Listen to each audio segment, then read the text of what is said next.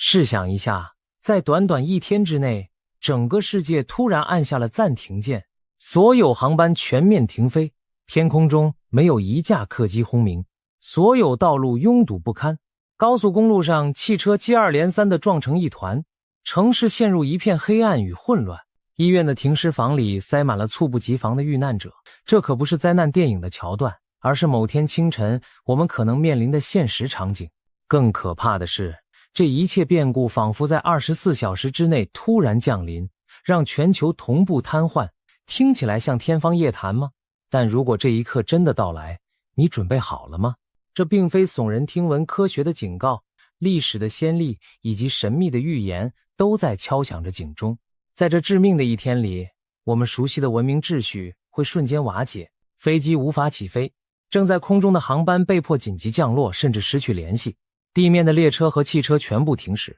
一辆辆撞在一起，公路变成废铁牧场，电力系统大面积瘫痪，手机和网络彻底中断，城市陷入伸手不见五指的黑暗，警报声此起彼伏，医院无法运转，救护车困在路上，人们惊恐地待在原地，与外界失去联系，只能从收音机断续的杂音中拼凑世界末日般的景象。这就是全球空域关闭，交通瘫痪，停尸房爆满的画面，仿佛末日降临的一天。一个日出之前还繁华喧嚣的文明世界，在日落时分竟变得死一般沉寂。如此极端的场景真的可能发生吗？究竟是什么样的灾难可以在一天之内将地球变成一座失控的孤岛？为了找出答案，我们需要从历史的片段和科学的推演中抽丝剥茧，一步步逼近真相。事实上，人类并非没有体会过大范围交通停摆的滋味。历史上的几次事件，尽管规模不及全球，但也让部分地区的天空与道路瞬间安静，成为未来更大灾变的缩影。911恐袭事件，2001年9月11日，美国本土遭受前所未有的恐怖攻击。当天早晨接连发生的飞机劫持和撞楼惨剧震惊世界。为防范更多袭击，美国政府史无前例地下令全美领空关闭，所有民航班机紧急降落或返航，美国境内的航班全面停飞长达2天之久。原本繁忙的机场变成空荡荡的停机坪，广袤天空中看不见一架民航客机的身影，数万名旅客被迫滞留在陌生城市。人们这才意识到，只要命令一下，一夜之间航空交通可以完全静止。911事件后，美国人第一次亲身体会到现代空中交通网络可以如此脆弱。那短暂的几天仿佛让时间凝固，亦是人类首次在国家级范围内按下航空业的停止键。冰岛火山灰危机，2010年4月，冰岛的埃亚菲亚德拉火山猛烈喷发，滚滚火山灰随风飘散，短时间内覆盖了大半个欧洲的天空。火山灰云对飞机发动机具有极大危险，于是欧洲各国只得紧急关闭领空。短短几天内，从伦敦、巴黎到法兰克福，20多个国家的主要机场陆续停摆，超过10万架次航班被取消，数百万乘客行程泡汤，滞留在异乡机场。欧洲上空从未有过这般寂静，往日川流不息的繁忙航线，此刻空无一机，停机坪上的客机整齐排开，却没有任何一起飞的动静。这场火山灰造成的航空大停摆持续将近1周时间，航空业损失数十亿美元。而人们更关心的是，区区一座火山就能瘫痪整个欧洲的空中交通，那如果灾难再大一些，范围再广一些呢？新冠疫情封锁，2020年初爆发的新冠病毒疫情，同样让全球交通体系经历了一次前所未有的急刹车。随着病毒蔓延，各国纷纷限制旅行和边境出入，不到几周时间，国际航班锐减大半，知名航空公司停飞绝大多数航线，世界各地的机场陷入一片死寂，大批飞机长期停放在停机坪上蒙尘，繁忙的城市道路上也变得车稀人少。许多国家实施严格封锁令，公共交通几乎停顿。虽然疫情带来的交通瘫痪并非瞬间发生，而是逐渐蔓延，但仅用了1-2个月，人类就亲眼见证了现代交通网络如何如多米诺骨牌般整体崩垮。连锁反应之下，航班取消，港口关闭，地铁停开，计程车停运，仿佛人为按下了全球的暂停键。这次经历让我们明白，当危机足够严重时，政府和社会会毫不犹豫地关停交通系统以求自保，而现代人引以为豪的流动性竟是如此不堪一击。中东战火蔓延，就在不久前的2026年初，中东地区的剧烈动荡再次证明了空域关闭离我们并不遥远。2月下旬，美国和以色列对伊朗发起军事打击，导致波斯湾局势急速升温。短短几天内，伊朗、以色列、伊拉克等交战相关国家先后宣布领空禁飞，连带着周边的卡塔尔、科威特、巴林等多国出于安全考量也紧急关闭领空。全球最繁忙的几座中东转运机场，如杜拜国际机场、卡塔尔哈马德机场等，被迫全面停航，数以千计的航班临时取消。在短短24小时内，原本川流不息的国际航线突然大乱，飞往中东的班机凌空折返，飞越该区域的远程航班不得不绕飞，导致欧洲、亚洲的航班大面积延误，大量旅客被滞留在机场，行程陷入瘫痪。有人拍下当时 Flight Radar 航班追踪地图的截图，中东上空一片空白，仿佛禁飞区烙印在地图上，而周围航线拥挤曲折，全球航空网不得不为这场战事拐弯绕路。所幸这次空域关闭主要局限在中东区域，但已让全球航空业头痛不已。可见一场区域战争尚且能让国际航班鸡飞狗跳，那如果爆发的是世界级冲突甚至全球性危机，航空交通是不是也将全球范围陷入停摆呢？上述种种事件给我们提了个醒，交通瘫痪并非遥不可及的幻想，而是现实中发生过的剧本。911的瞬间禁航，火山灰的1周封锁，疫情数月的停滞，中东战火的区域断航，这些前兆与缩影证明了现代文明的交通体系其实非常敏感。一旦遇到极端情况，我们引以为傲的全球化网络可在几小时至几天内土崩瓦解。试想，如果有一天多种灾难同时发生，或者更大规模的危机突然降临，我们是否会经历一场空前绝后的交通大崩溃？接下来，我们将从科学的角度探讨到底哪些灾变可能在24小时内把全球交通打回石器时代。要让整个世界在1天之内突然停转，需要一个足够剧烈且瞬时发生的事件。究竟是什么灾难有能力在短短几小时内同时把飞机赶下天空，让车辆动弹不得，使无数生命霎时间逝去？科学家提出了几种可能性，有些听上去像科幻，但并非没有根据。超级太阳风暴来自太空的电磁脉冲，一个看不见却毁灭性的杀手，可能来自9300万英里外的太阳。太阳表面的巨大能量爆发，如日冕物质抛射，会喷出高能带电粒子流，如果直击地球，将引发强烈的地磁风暴。历史记录中最有名的超强太阳风暴是1859年的卡灵顿事件。当时太阳耀斑引发的电磁风暴让全球天空出现壮丽极光，甚至在低纬度的加勒比海都能看到极光，如同天空燃起赤红火焰。但伴随美景而来的是毁灭威胁，强大的地磁感应电流瞬间摧毁了19世纪的电报通信网，不仅多国电报线路中断，更夸张的是，电报机因过载而火花四射，甚至引燃了办公室的纸张。要知道，那时候人类社会几乎还没有现代电网和电子设备，没有飞机、汽车，我们对科技的依赖程度远低于今日。因此，卡灵顿事件在当年虽造成一些混乱，却谈不上世界末日。然而科学家一致警告，若同级别的超级太阳风暴今日再临，人类文明恐将面临空前打击。想象一下这样的场景，某日太阳黑子活动剧烈，突然一道特大号 X 级太阳闪焰在太阳表面炸裂，几分钟后，强烈的 X 射线和极紫外线抵达地球，高层大气造成电离层扰动，全球 GPS 导航和无线电通信立即大范围中断。接着约1天之后，更可怕的太空全击登场，日冕物质抛射形成的高速带电粒子云抵达地球，猛烈撞击地磁场，引发特级地磁风暴，强劲的磁暴感应电流疯狂涌入输电网络，烧毁无数变压器和电路。几乎同一时间，世界各地的电力系统像多米诺骨牌般纷纷跳电，美洲、欧洲、亚洲的大电网陆续崩溃，整个地球陷入大片停电之中，城市灯火骤灭，电梯戛然停摆，人们惊慌地拿出手机，却发现没有信号。此时此刻，正在高空飞行的民航客机也遭遇噩梦导航仪、无线电失灵，驾驶舱仪表疯狂闪烁警报，飞机如同失明的鸟群，无法与地面联系，彼此之间也失去引导。为测安全，全球航空当局只能发出全面停航令，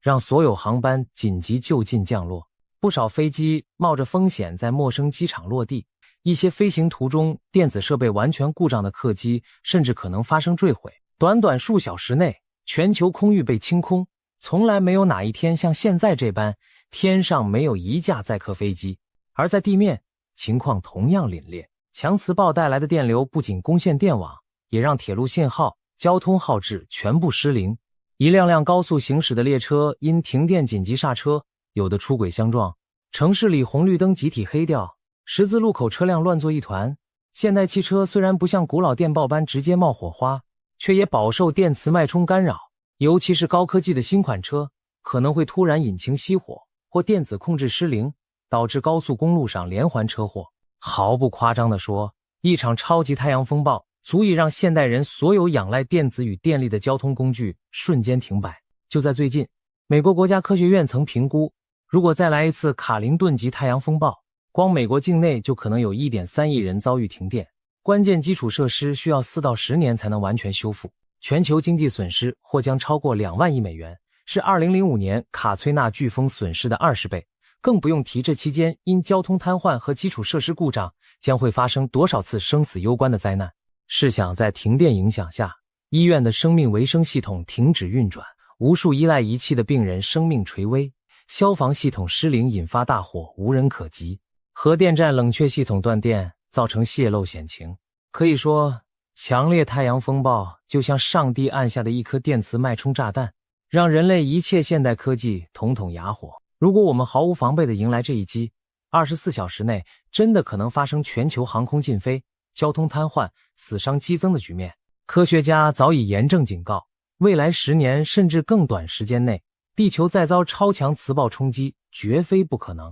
尤其我们正处于21世纪20年代中期，太阳正趋近活动高峰期，2025年前后将迎来一轮太阳活动极大期。一些太空天气专家提醒，最近几年太阳黑子数超出预期攀升，太阳活动变得格外活跃。也就是说，在未来的某一年某一月，很可能一场不期而至的超级太阳风暴，让现代文明遭遇前所未见的大停电与交通大乱。我们必须做好心理准备，迎接这场来自太空的终极考验。全球核战与 EMP 攻击，另一个噩梦般的场景，是人类自己一手导致的全面核冲突或高空核爆所产生的电磁脉冲 EMP 攻击。冷战时期的军事专家就曾推演过，一旦爆发核大战，各国首先会将核弹引爆在大气层边缘，以产生强力 EMP 瘫痪对方电子设备。在数百公里高空引爆的核弹，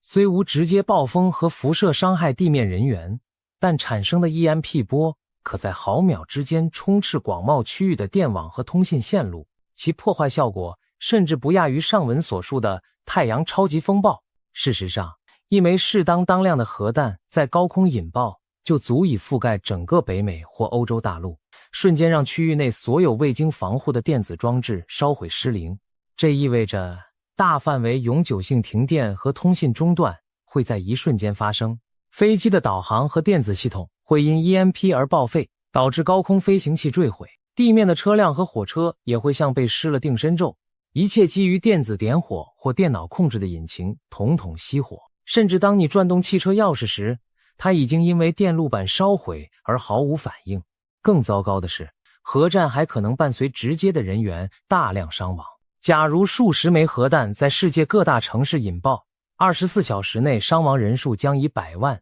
千万级增长，无数遇难者来不及安葬，停尸房爆满，乃至无法统计罹难者。同时，各国政府基于军事戒备会立刻关闭领空，所有民航机全部停飞，以避免被误击或卷入战场。城市中实行戒严令，坦克和装甲车开上街头，普通民众被要求留在家中，不许出门。回想二战末期广岛长期遭受核打击时的情景，那只是区区2颗原子弹，就让日本全境铁路停运，运输体系陷入瘫痪。而一场全球规模的核武冲突，其毁灭性将上升无数倍。如今各大国核库存的威力足以毁灭地球几次，若真不幸引爆，人类建设数百年的现代文明将在一天内倒退几百年。虽然全面核战是最不愿想象的末日场景，但在国际局势动荡的今天，并非毫无可能，任何擦枪走火都可能引发连锁反应。因此，每当地缘政治紧张加剧时，我们都不得不担心人类会否亲手将自己送回没有飞机和电力的黑暗时代。小行星撞击与全球天灾，倘若不是人祸，那还可能有天灾瞬间打击全球交通吗？科学界常提到的一种末日级天灾是小行星撞地球。6600万年前，恐龙们就在毫无准备中迎来了一颗直径约10公里的小行星，结果尘埃遮天蔽日，食物链崩溃，巨兽们就此退出历史舞台。虽然如此规模的绝灭级撞击非常罕见，但稍小一些的小行星撞击仍可能对我们高度连通的文明造成剧烈冲击。如果一颗几百米宽的近地小行星突然从雷达监测漏洞中冒出，在没有提前预警的情况下坠入大气层，会发生什么？假设它在高空爆炸或落入海洋，产生的电磁干扰和冲击波同样可能摧毁大量卫星和地面电网。事实上，有研究指出，陨石高速掠过大气层时会形成强电流，和 EMP 有类似效应。同时，冲击波犹如无差别的大地震，足以摇碎机场塔台，震毁公路桥梁。若是落海引发超级海啸，沿海港口城市将瞬间遭遇灭顶之灾，全球航运供应链中断，公路铁路也因基础设施被冲毁而无法运作。虽然这类灾难发生概率极低，但一旦发生就是灭顶之灾。别说交通瘫痪、停尸房爆满，甚至可能导致整个国家乃至全人类社会的结构解体。因此，各国才投入巨资研发太空望远镜，监测近地天体，生怕出现盲区杀手。如果有朝一日警报真的响起，一颗大型小行星将在24小时后撞击地球，那我们大概也只来得及做一件事：停下一切日常秩序，准备迎接末日。届时，全球航班会立刻全部停飞，让飞机待在地面以测安全，民众被要求就地避难，远离交通工具，政府彻底接管电力和运输调度。换言之，小行星来袭本身就是对全人类的终极刹车信号，我们只能祈祷觉悟这么一天。综上所述，无论是超级太阳风暴、核 EMP 攻击，还是小行星撞击，科学层面都指出了瞬间瘫痪全球的可能路径。上述灾变会导致同一结果：飞机停飞、车辆停驶、电网报废、通信中断，以及由此引发的种种次生灾难与大量伤亡。当然，这些都是极端情景，但现实往往比小说更离奇。就在2012年，美国航天总署 NASA 曾披露一个惊人消息：该年7月，一场规模堪比卡林顿事件的超级太阳风暴曾与地球擦肩而过。幸亏那次爆发发生在地球公转轨道的另一侧，否则我们现在很可能还在收拾满目疮痍的残局。当科学家频频发出警告，当种种极端情节在我们时代越来越可能上演，我们有必要认真思考，如果末日24小时真的降临，人类将何去何从？然而，科学之外还有另一种警示的声音，那就是来自古老预言和现代灵媒的神秘信息。我们不妨再换个视角，看看许多流传的末世预言中是否隐约描绘过如此惊心动魄的场景。从圣经启示录到诺查丹马斯四行诗，从远古的玛雅预言到近代的班加加加盲眼龙婆预言，历史上不乏对世界末日或巨大转折的预言。这些预言中有不少提到过大灾变和人类的浩劫时刻，尽管真伪难辨，他们往往提供了一种超出科学范畴的视角，或许冥冥之中有人在向世人示警。近年来，随着地球问题不断累积，气候、战争、瘟疫此起彼伏，种种末世论调再次流行起来。在众多声音中，有一个名字格外引人注目，波尼 Bopony。 这位被称为圣经时钟专家的预言研究者，因多次发表惊人之语而广为人知。他结合圣经历史周期和现代事件走势，提出了一系列对未来的推测，其中就包括对我们探讨的这场全球灾变的紧急警告。波尼警告说，一场如同全球加强版911的巨变即将到来，而且发生时可能毫无征兆，瞬息发生。他形容这将是前所未有的震撼事件，全地球80亿人都会同时见证神迹般的巨变。简单来说，波尼认为人类正逼近一个历史的分水岭，你的人生将被分为之前和之后2个阶段，发生在这分水岭那一天的大事，将让世界彻底改观，再无回头路。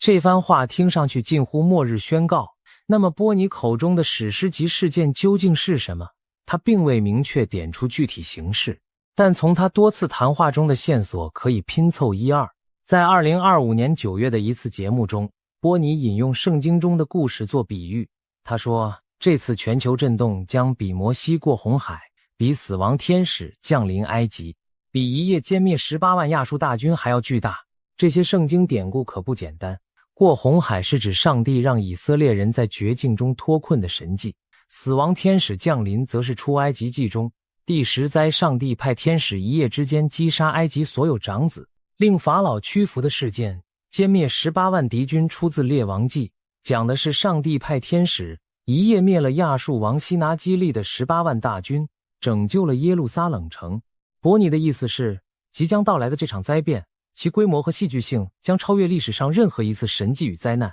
他甚至强调，这将是史上最大震动，全球性的超级911，没有人能错过它。换句话说，不管你身处何方，这件事发生时你都会感同身受，被深深震撼。这不正对应了我们开篇描绘的那种全世界同步停止的场景吗？波尼等于是在预言，一场来自神的干预将瞬间令全球现有秩序瓦解，大批邪恶势力被清算，人类将被迫集体觉醒。波尼的预言细节更是令人不寒而栗，他提到死亡天使已经降临人间，这让人联想到圣经中那位夜里飞过埃及夺走长子性命的天使。如果此番死亡天使再临，而且是全球出动，会发生什么？波尼直言，到时你将看到街上遍地是遗体。在他的描述中，似乎真有那么一夜之间，成千上万的人突然倒下死亡，场景如同古埃及长子之死的灾难重演，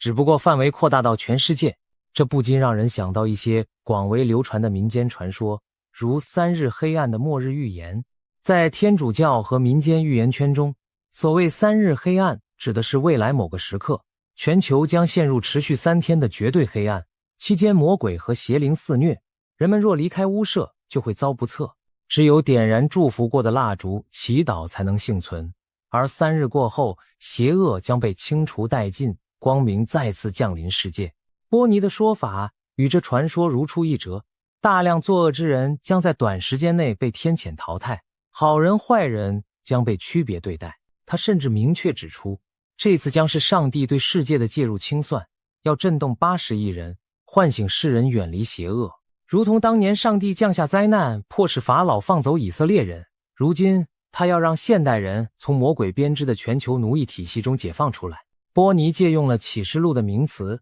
称我们当下处于神秘巴比伦崩塌的前夜，即全球邪恶统治系统行将瓦解，人类将迎来一次新的出埃及。那么这神秘巴比伦指的是什么？波尼和一些预言解读者认为，它象征当今盘根错节的全球权贵集团和腐败势力，包括那些把持着金融、政治大权的所谓全球主义精英。在波尼看来，这批作恶多端的权贵已到了最终审判的时刻，属于他们的大淘汰即将开始。他警告，那些与魔鬼勾结的全球精英，诸如几个世纪以来掌控财富的某些家族，这将是他们最黑暗的日子。他甚至指出，全世界与邪恶政权为伍的人也难逃此劫，其中还特别点名，所有参与或效忠中共集权体制的人，如果不赶快醒悟退出，也将被神的力量所淘汰。这听上去十分惊人，但对熟悉某些信仰团体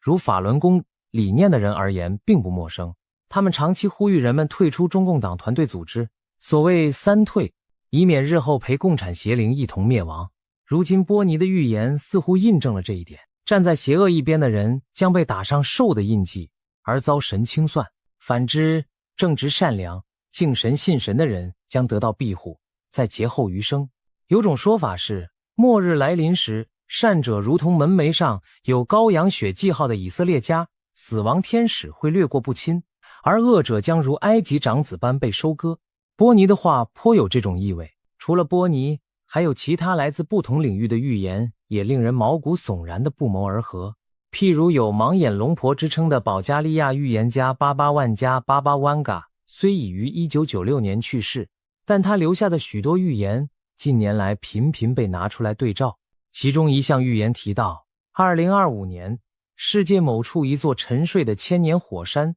将突然爆发，震撼整个人类文明。万加更进一步警告，2025年将是人类灭绝的开端。他预言了4大灾难会在那年接连发生，包括全球多地强烈地震、特大洪水、超级火山喷发以及社会动荡。这讯息让不少人联想到美国黄石超级火山，一座沉睡数万年的巨兽，一旦苏醒喷发，其威力足以覆盖半个美国，影响全球气候，对人类社会造成毁灭级打击。巧合的是，波尼在预言中也提到火山爆发会是大戏开场的信号。他认为当某座活火山突如其来的喷发熔岩，就意味着神开始清理邪恶，如同熔岩烧尽污秽一样。倘若真的如万加和波尼所示，某个年份，也许就是2026年前后，突然一场跨越国界的巨变降临，剧烈天灾连连，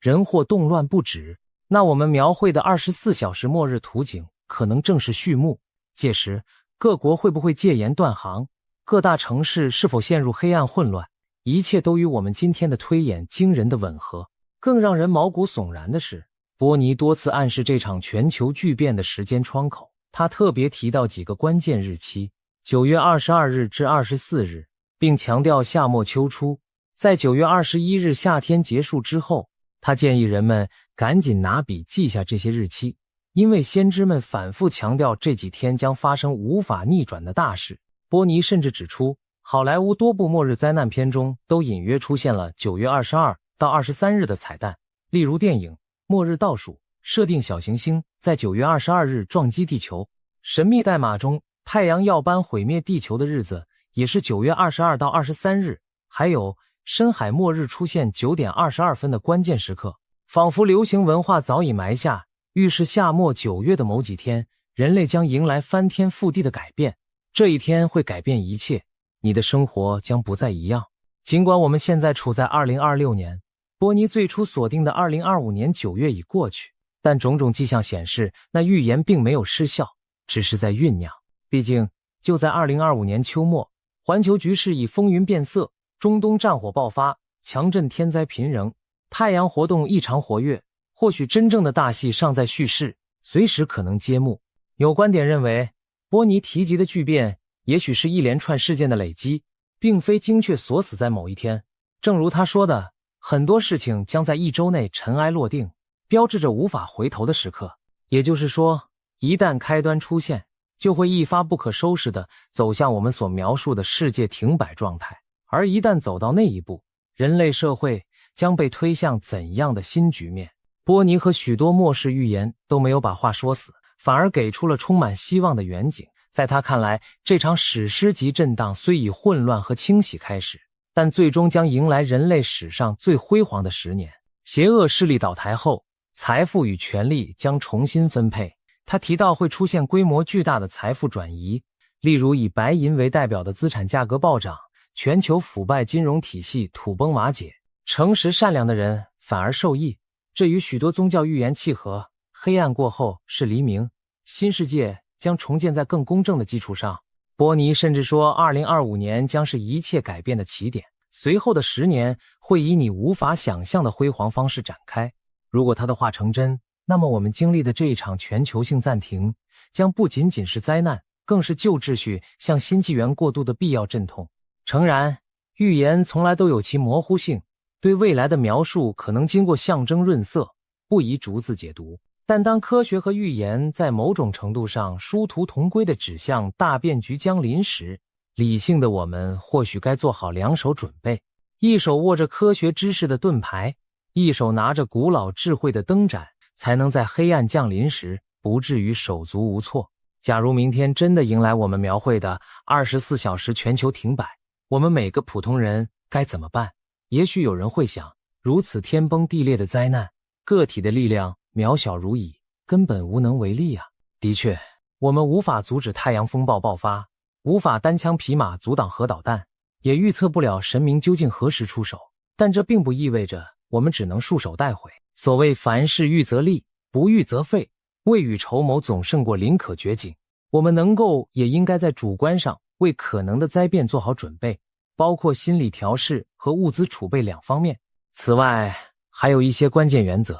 在灾难发生的一刻可以救命。正如波尼紧急警告的那样，当它发生时，不要开车，不要坐飞机，待在原地。这句话看似简单，却极其重要。我们细细分析，不要开车，无论是电磁风暴还是戒严动荡，在大灾变降临时，开车上路绝不是明智之举。首先，如果是电力系统瘫痪或 EMP 事件，车辆极可能抛锚失控，你开着车很可能中途熄火，停在路上进退不得。更糟糕的是，在路上的你还可能被别的失控车辆撞上，发生严重车祸。即便没有电子故障，大灾难来临时，道路也往往拥堵混乱，人满为患。回想2022年乌克兰战争开打时，基辅城内逃难的人潮把道路塞得水泄不通，车辆几乎原地不动。又如大地震时，公路桥梁可能断裂，开车反而把自己困在危险地带。因此留在原地，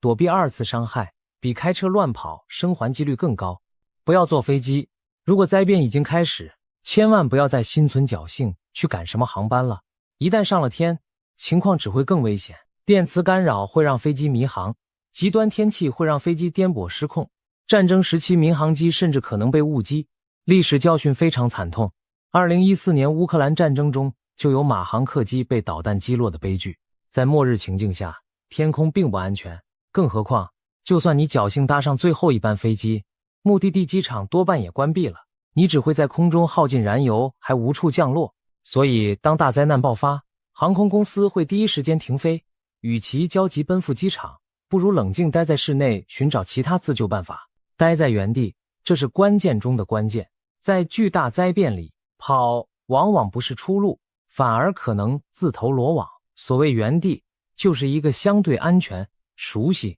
且有遮蔽的地方，通常是你的家中或就近的坚固建筑内。待在原地至少有几大好处：你有屋顶和墙壁的保护，不会暴露在外面可能的危险，如坠物、暴徒、毒气等。你身边有一定的生活物资储备，哪怕是家中厨房和饮水，也比在外流浪强。你熟悉环境，知道逃生路线和避难空间，比如室内最结实的承重墙边或地下室。如果预言中的3日黑暗降临，更是千万不能外出。传说中黑暗期间出门者将遭厄运。就算不迷信预言，现实角度讲，大灾变初期外界充满未知风险，你盲目前进还不如静观其变，等待消息。很多时候，秩序会在灾后逐步恢复，军方和政府会展开救援行动。如果你安全待在家，活下来的几率反而更高。试想，假如真出现街上遍地遗体的可怕场景，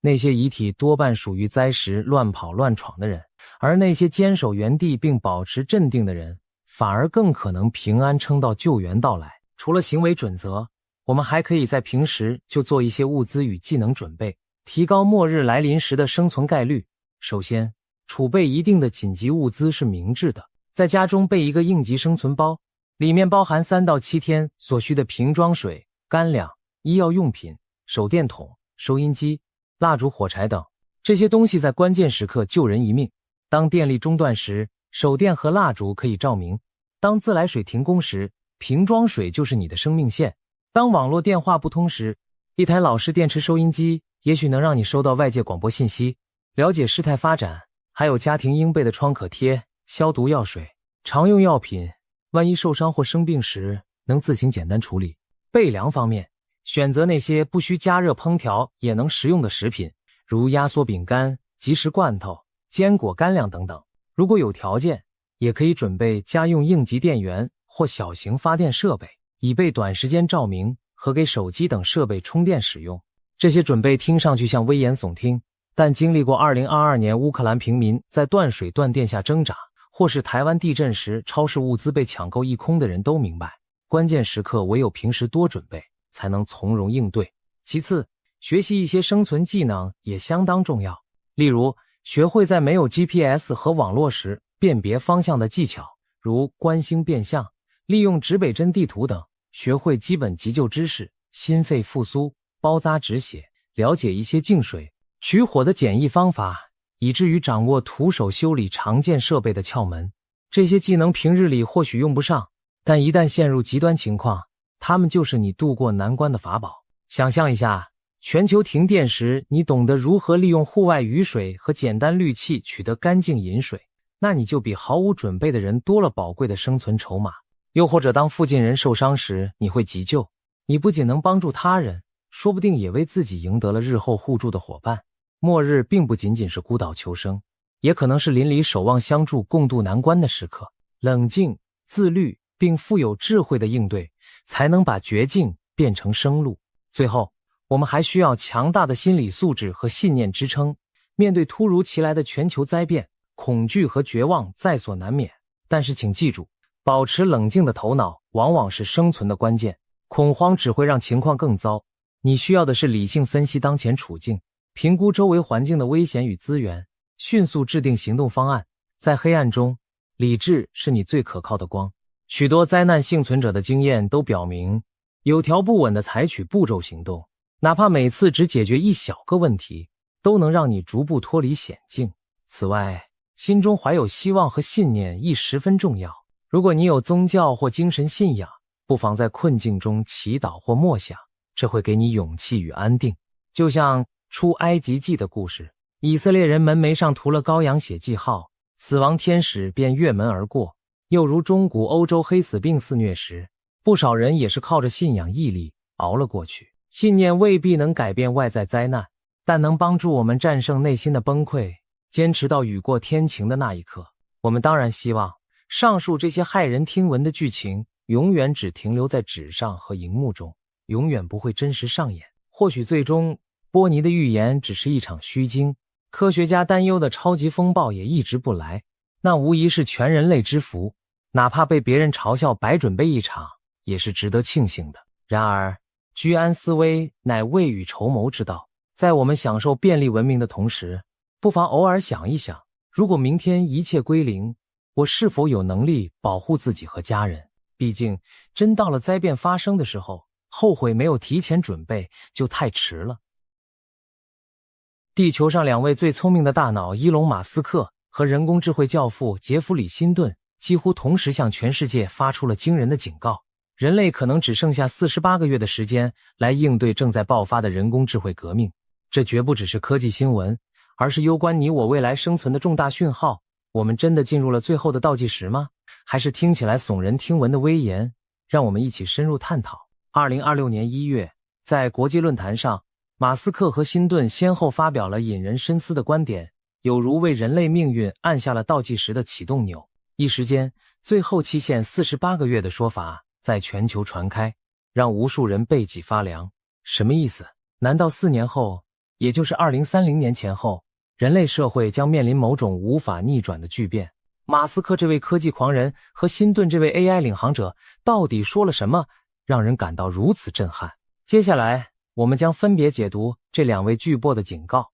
并看看其中藏着哪些我们不可忽视的事实与预兆。请注意，这场讨论不是科幻电影剧情，而是正在发生的现实。首先登场的是伊隆·马斯克，特斯拉电动车 SpaceX 火箭背后的天才企业家，被誉为现实世界的钢铁人。马斯克一向以大胆预言闻名，当年他宣称电动车将颠覆汽油车，可回收火箭可以实现时，许多人也觉得是天方夜谭。然而时间证明，他的疯狂想法一步步变为现实。因此，当马斯克现在语出惊人地谈到人工智慧 AI 时，或许我们更应该仔细聆听。2026年年初，马斯克在一场长达3小时的深度对话中，提出了一系列令人瞠目结舌的预言与警示。他开宗明义地表示，起点已经来临，我们正身处其中。什么是起点？这个词源自科幻和未来学，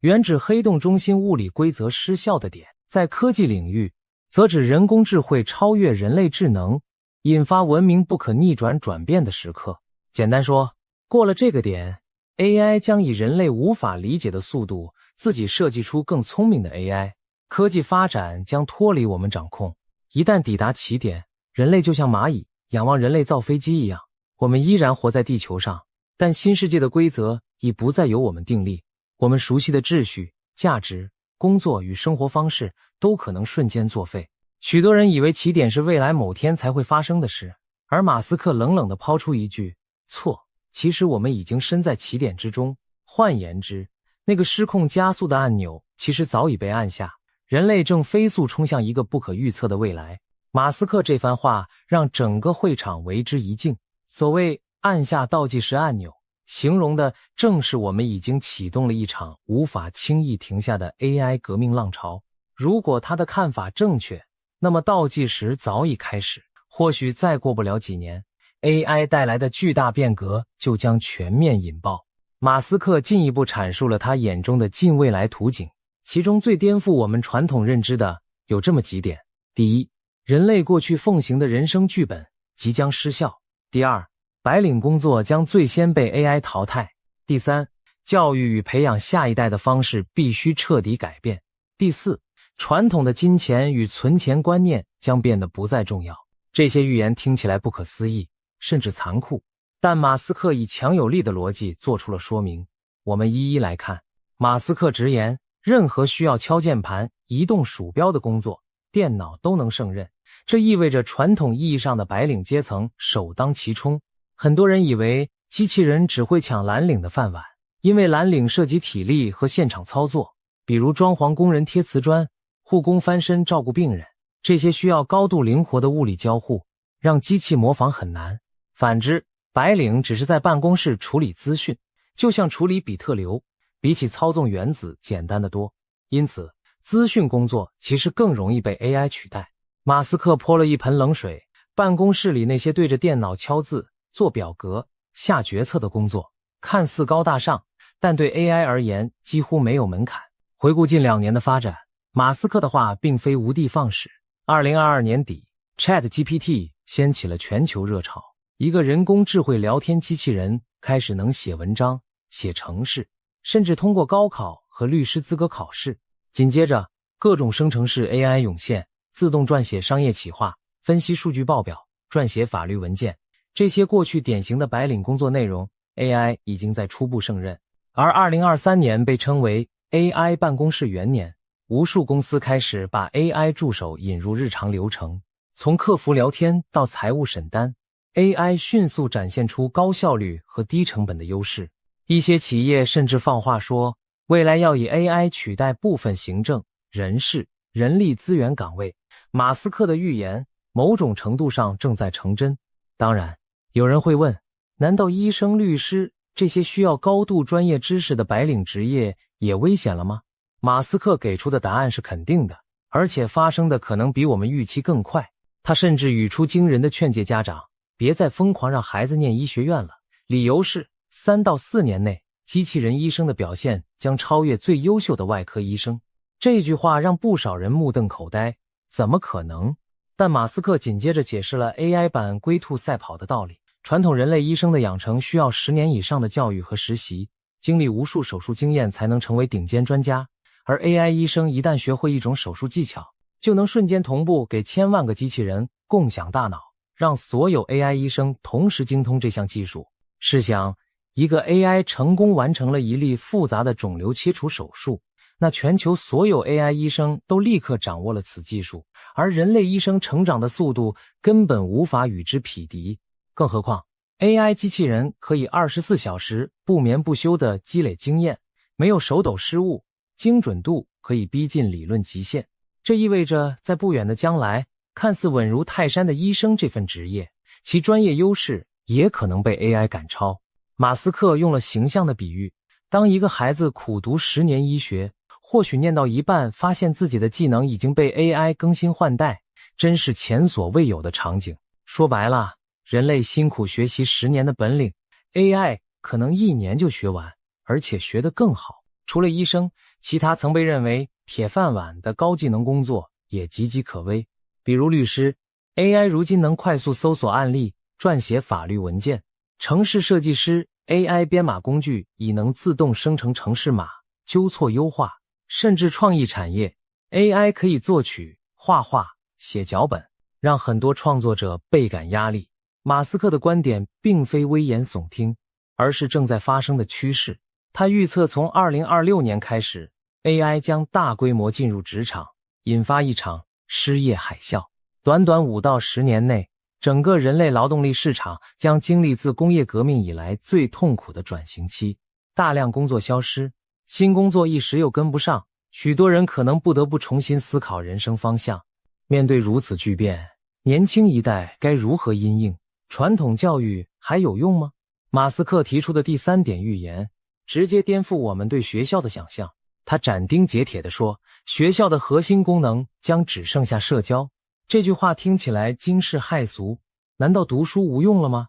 马斯克并不是在贬低知识，而是指出知识的获取方式正在根本改变。随着人工智慧教师的出现，每个孩子都可以拥有一位耐心且量身定制的 AI 老师，根据他的兴趣以游戏化方式教学。在那样的未来，孩子上学的唯一理由将是学习如何与人相处、协作、领导，以及面对面培养情商、人际关系等人味十足的能力。换言之，学校不再主要是知识传授的地方，知识 AI 都可以教，而应成为孩子发展社交技能与综合素养的场域。比如学校需要提供各种团队项目、社团活动，让学生学习解决真实世界问题，甚至包括如何不被霸凌、如何处理冲突、如何成为团队领袖等。这些具备高度情感和人性复杂度的能力，正是 AI 短期内无法模拟的，也是人类未来在 AI 时代中立足的关键。马斯克的话揭示出一种残酷的现实，未来仅仅会考高分、听话读书可能远远不够了，因为那些纯粹获取知识的技能 AI 做起来轻而易举。相反，创造力、好奇心、适应力、同理心这些软实力将成为人类的独特优势。教育若不转型，我们可能就真的在培养被 AI 半路超车的书呆子。马斯克自己就身体力行创办了实验学校，强调培养学生的独立思考和动手能力。他认为未来评价学校好坏的标准不是升学率，而要看学校能否提供抗风险的社交生态，让学生在校期间就参与创业项目，接触不同文化的人合作，学习那些 AI 无法轻松取代的街头智慧。这样的教育观听起来激进，却日益获得共鸣。回想我们自己的成长经历，有多少技能是出了校门后发现派不上用场，而 AI 只会让知识的半衰期更短。与其死记硬背知识，不如学会如何学习，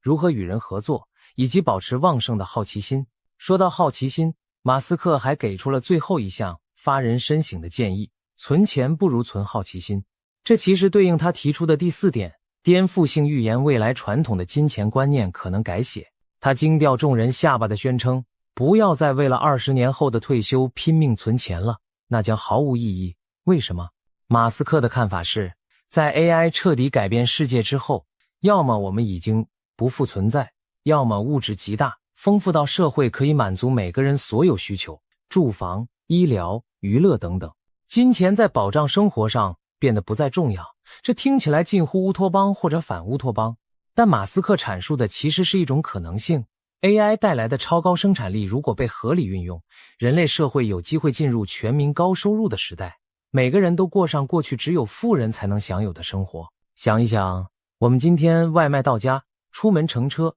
动辄出国旅游，这些生活水平在几十年前看来也是达官显贵的专属。科技进步已经在无形中让大部分人成了相对的富人，而 AI 的威力远胜以往任何技术，它有潜力把整体社会财富推到一个新高度。如果这种美好愿景实现，到时每个人基本需求都有保障，为退休存钱自然成了过时的概念，取而代之的是培养好奇心和创造力，因为那将是人们充分实现自我价值的关键。马斯克甚至说，与其给孩子留下几套房，不如给他们留下一个丰富的精神世界。这是他对未来的一种理想主义畅想。物质不是问题，人类应该追求真理、好奇、美、这些更高层次的目标。当然，马斯克也明白，要达到那一步，过程中会非常动荡痛苦。在未来数年内，更现实的挑战是，大量被 AI 取代的人该怎么办？ AI 创造的财富会不会只是让少数拥有技术和资本的人变得更富，大多数人反而陷入困境？事实上，马斯克长期以来一直呼吁对 AI 进行监管和引导，避免资本无限制地让 AI 造成社会撕裂。他曾反复强调， AI 的发展速度快如疾风骤雨，政府和社会必须提前布局，否则很快就跟不上 AI 的脚步。从2014年起，他就警告 AI 可能比核武器还危险。2023年，他更联合多位科技领袖，呼吁全球暂缓训练超强 AI 模型，给人类多一点时间思考对策。尽管这些呼吁未必有人买单，但至少可以看出马斯克的担忧并不是儿戏。他口中的48个月可被理解为给人类敲响的最后警钟，我们大概只有几年的时间来调整适应，否则浪潮来袭时将措手不及。最终，马斯克把这一系列观点的底层逻辑归结为一点：我们已经迎来关键起点。从现在开始，人类的生存策略必须改变，因为我们正在见证一个全新智能物种的诞生。他甚至提出了一个震撼的哲学观点：人类其实是 AI 的助产士。为什么 AI 的出现几乎是必然？因为系机生命 AI 不可能靠自己从自然界进化出来，它必须依靠我们这些碳基生物来发明和创造。换言之，人类注定要把 AI 这个比我们更强大的孩子诞生出来。我们挖矿石、造晶片、写代码，最终赋予了 AI 生命。没有我们，细核电永远只是冰冷的石头，但一旦我们造出了它，它的智慧和效率将彻底超越我们。马斯克形容，这就像父母辛苦养大了一个天资远胜自己的孩子，最终孩子羽翼丰满，甚至强过了父母。这听起来有点瘆人。当 AI 长大成人，而我们在人家眼里可能只是蹒跚学步的孩子时，人类的尊严何在？马斯克的答案是，人类的价值将体现在我们独有的品质，对真理的执着，对美的追求，以及无可救药的好奇心与想象力。这些非理性的特质在冷冰冰的算法看来或许是无意义的疯狂，但恰恰代表了人性的火种。正如一位作家所言，过于理智本身就是一种疯狂。 AI 永远按照概率最高的方案行事，而人类有时明知不可为而为之，为的是心中对理想世界的向往。马斯克相信，这份独特的人类精神或许是我们在 AI 时代最后的立足点。总之，他勾勒了一幅发人深省的图景。未来10年是危险与机遇并存的拐点，我们可能开创前所未有的繁荣盛世，也可能陷入失控的混乱，甚至生存危机。一切取决于现在这几年我们如何应对。现在，让我们把目光转向另一位重量级人物，人工智慧教父杰弗里·辛顿。如果说马斯克更多从产业和未来生活层面在看 AI 的冲击，那么辛顿则是从技术发展本身以及长远的生存风险在发出警告。辛顿是深度学习领域的开拓者，早在2012年，他的研究就让电脑视觉取得突破性进展，为今日的 AI 热潮奠定了基础。他培养的学生和团队塑造了谷歌的大脑 OpenAI 的模型，可以说没有辛顿，可能就没有现在这样能言善道、似人非人的 AI。 然而，这位 AI 奠基者却在晚年做出惊人决定，从谷歌辞职，为的是没有包袱地谈论 AI 危险。辞职时，他已70多岁，他苦笑着说，我有一点点后悔我的贡献。这话一出，全球哗然，连 AI 的创造者都开始害怕自己放出的精灵了。辛顿究竟在怕什么？简单来说，他怕我们打造出的人工智慧变成失控的怪物。马斯克强调的多是经济、社会的巨变，而辛顿的担心更进一步，人类的存续本身。他几次在公开场合坦诚，过去他以为 AI 超越人类至少还要30-50年，所以不用太担心。但现在他改观了，认为有可能5到20年内 AI 就会变得比人还聪明，甚至开始拥有夺权的念头。辛顿估计，一旦 AI 智慧超过人类，就存在1到2成的几率会导致人类灭绝。你没有听错， 10%、20%的风险，这可不是小概率。换句话说，辛顿觉得我们有1%甚至1/5的可能性会被自己造出的东西毁掉。这番惊人之语被媒体称为末日赌局。试想一下，如果有20%的几率飞机会坠毁，你还敢搭吗？可我们现在整个人类就在这架呼啸而起的 AI 巨机上。辛顿用一个发人深省的比喻来解释，历史上很少见到智商更低的生命能成功控制智商更高的生命。他举例唯一反常的是母亲与婴儿，虽然母亲比婴儿聪明许多，但演化让母爱机制确保妈妈受婴儿牵制服从，因为物种需要照顾下一代。但除了这种特例，你几乎找不到笨的人控制聪明人的情况，更别提笨的人控制一个远比自己高明的物种。辛顿话中的潜台词是，当 AI 智力远超我们时，人类拿什么去驾驭它？辛顿还用了另一个生动的比喻来形容我们现在对 AI 的处境，就像养了一只可爱的小老虎。小老虎幼年时人畜无害，可爱迷人，但除非你100%确定它长大后不会想吃了你，不然你现在就得担心。他说现在的 AI 就像可爱的小老虎仔， ChatGPT 也好，各种智慧机器也好，看起来蠢萌听话，但成长速度惊人。5年、10年后，等 AI 变成庞然巨兽，如果到那时我们才发现控制不了它，那就太迟了。辛顿甚至半开玩笑地说，庆幸我已经77岁，可能活不到 AI 把我们怎样那一天。这句话听得人心里发寒，连这位乐观研究了一辈子 AI 的大师都感到后怕，甚至庆幸自己老去，不用面对未来最坏的局面。这绝非电影情节，而是发自专家肺腑的忠告。我们不禁要问， AI 真的有可能对人类心存不利，甚至接管世界吗？辛顿的回答是不能排除，而且迹象正在出现。他提到了 AI 近期的一些发展，让他深感不安。例如， AI 已经不再只是被动回答问题，还开始自主执行任务。一些试验性系统，所谓 AI 智能体，可以在没有人工干预下自我繁衍任务，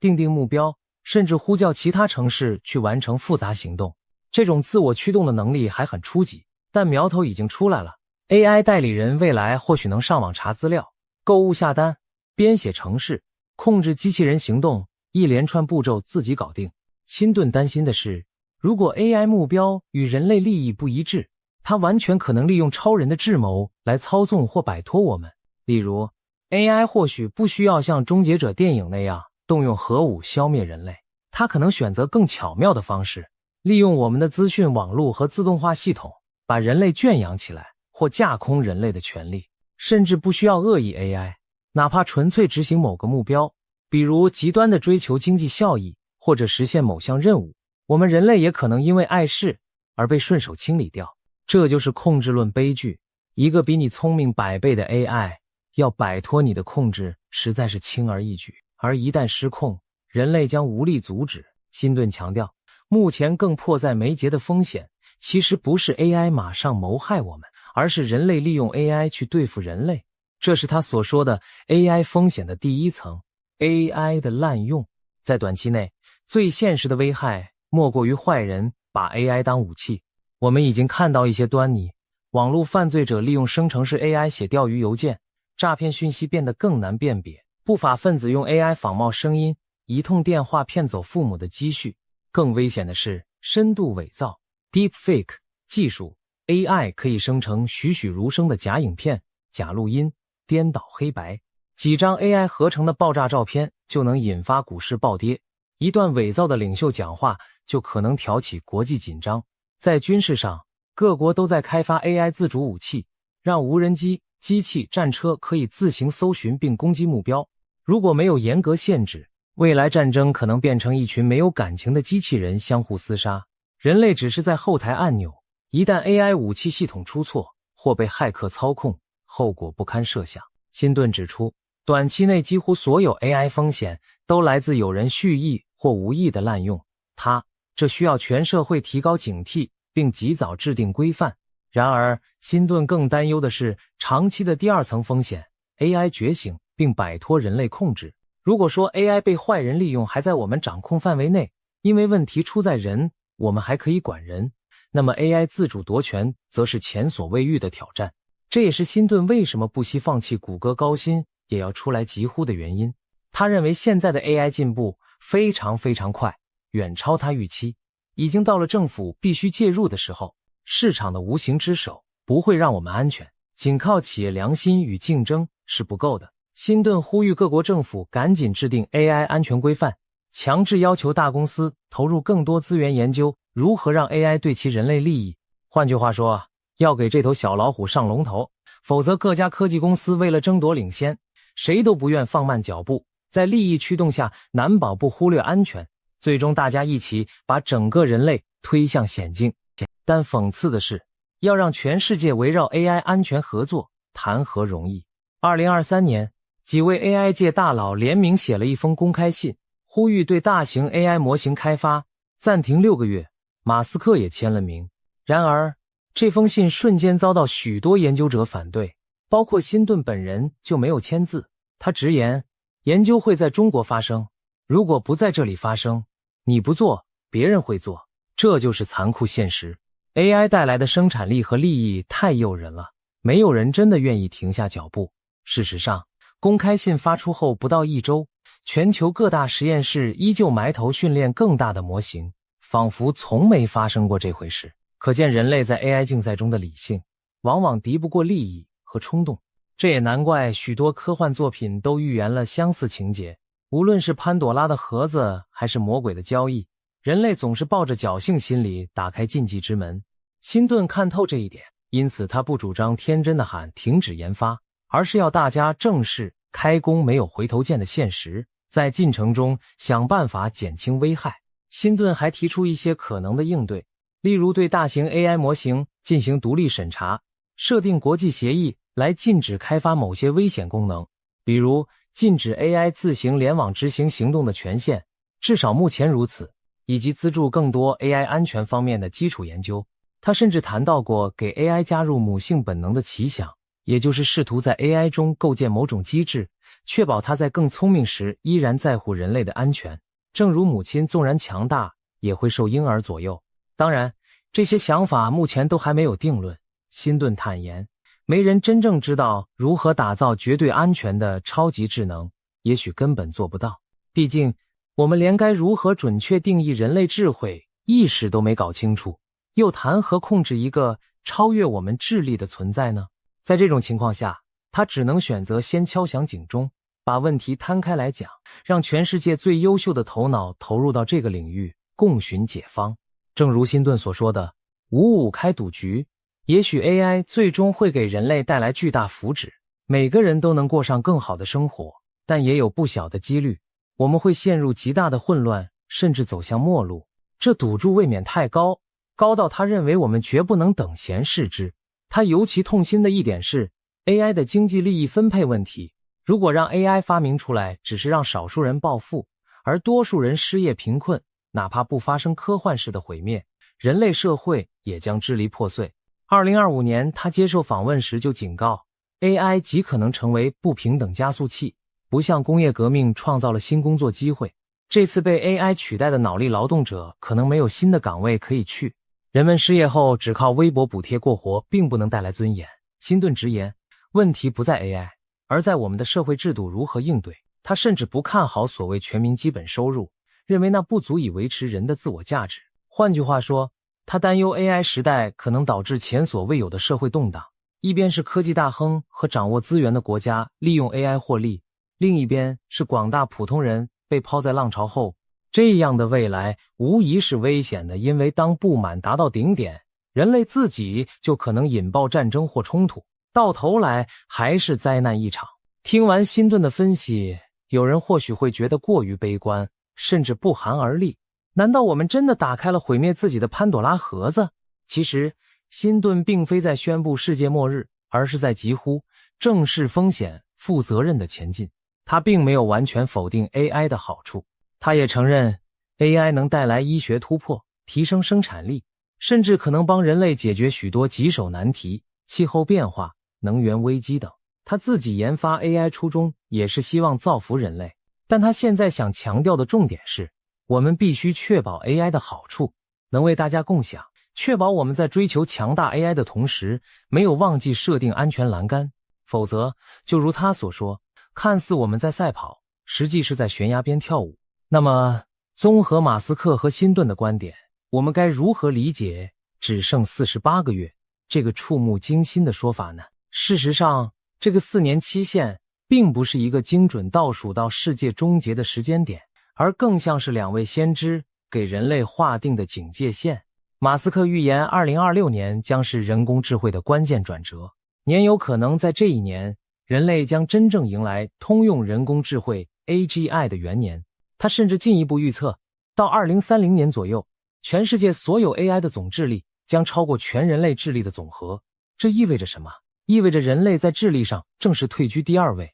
我们将不再是这颗星球上最会思考的物种。想一想，几十万年前智人取代尼安德塔人称霸地球，现在我们可能要让位给我们创造的机械智人。这个时间表比许多科学家的预期大大提前了。过去被奉为预言圣经的《起点临近》一书中，未来学家雷库兹韦尔预测2045年左右才会到达起点，马斯克却认为不用等到那么久，再过几年人类就将亲眼目睹起点时刻的来临。这听起来令人手心冒汗，但最近几年的 AI 爆炸式进步已经让我们见识到提前到来的未来是什么感觉。2023年以前，谁能想到短短几个月 AI 写诗、绘画、聊天无所不能，渗透了千家万户，技术起点仿佛真的在加速逼近。48个月可以看作一种隐喻，留给人类准备和反思的窗口期很有限了。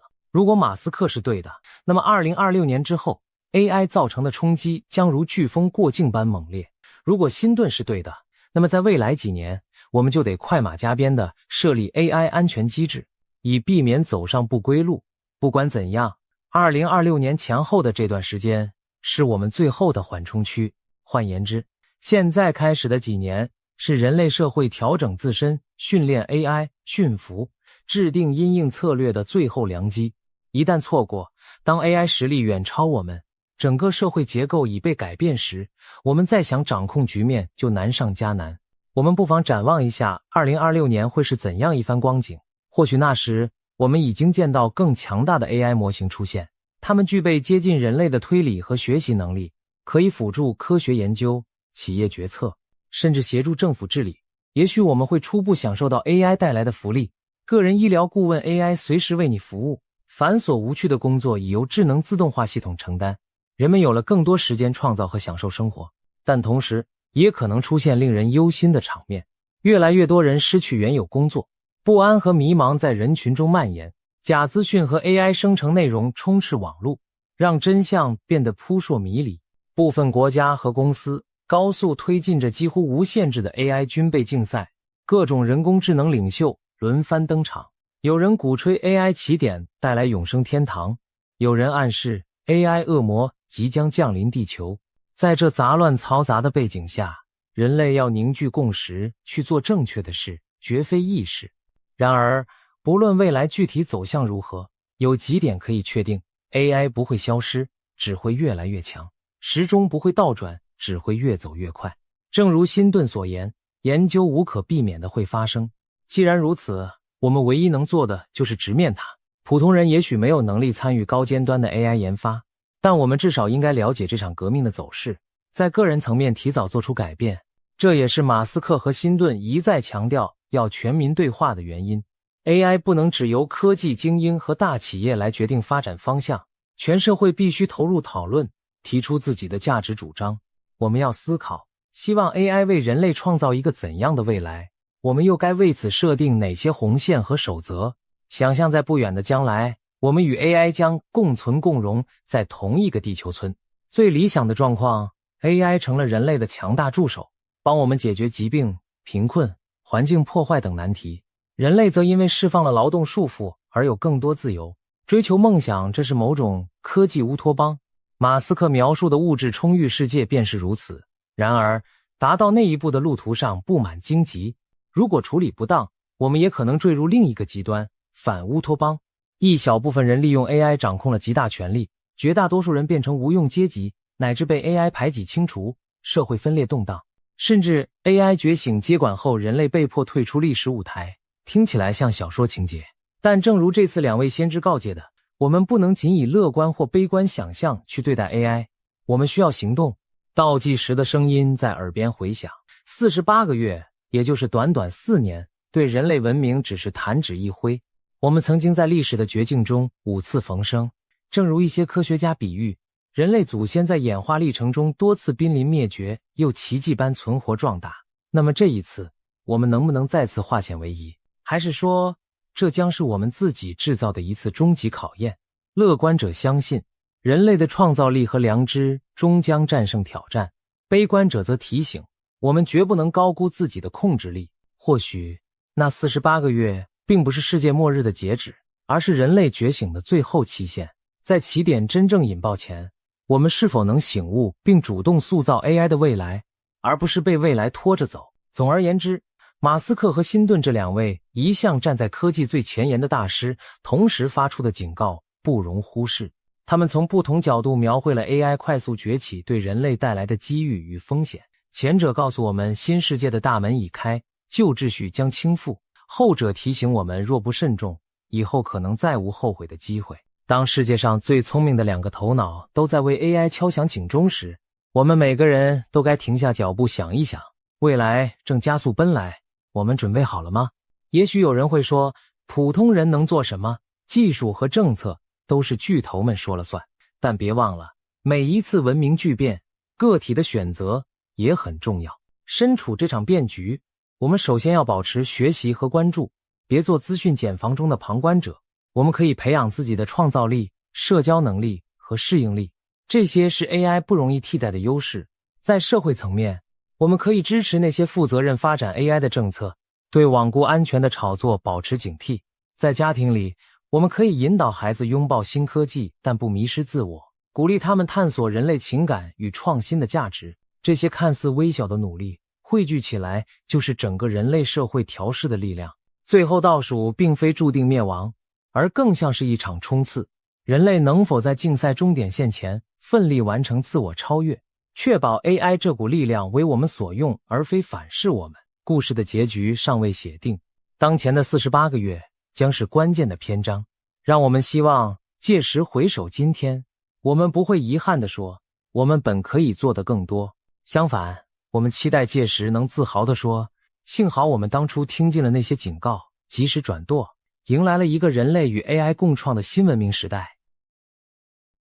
今天我们要聊一件足以震撼全球的大预言。被誉为 AI 教父的黄仁勋最近抛出一句惊人之语，只需2年，人类世界就会面目全非。更令人瞠目的是，他还点明台湾将在这场巨变中扮演主宰世界新秩序的角色。这究竟是危言耸听的炒作，还是有凭有据的远见？我们不禁要问，短短2年，世界怎么可能天翻地覆？台湾这个土地面积不大的科技岛，又凭什么主宰未来的新秩序呢？带着这些疑问，我们一起深入探索黄仁勋的预言背后究竟藏着什么玄机。在开始之前，我们先来认识一下这位 AI 教父黄仁勋。他何许人也？为什么他的预言足以引发全球瞩目？黄仁勋出生于台湾南部一个不起眼的地方孩子，却在求学时期随家人移民美国。在异乡，他凭借过人的努力和对科技的热情，一路闯出名号。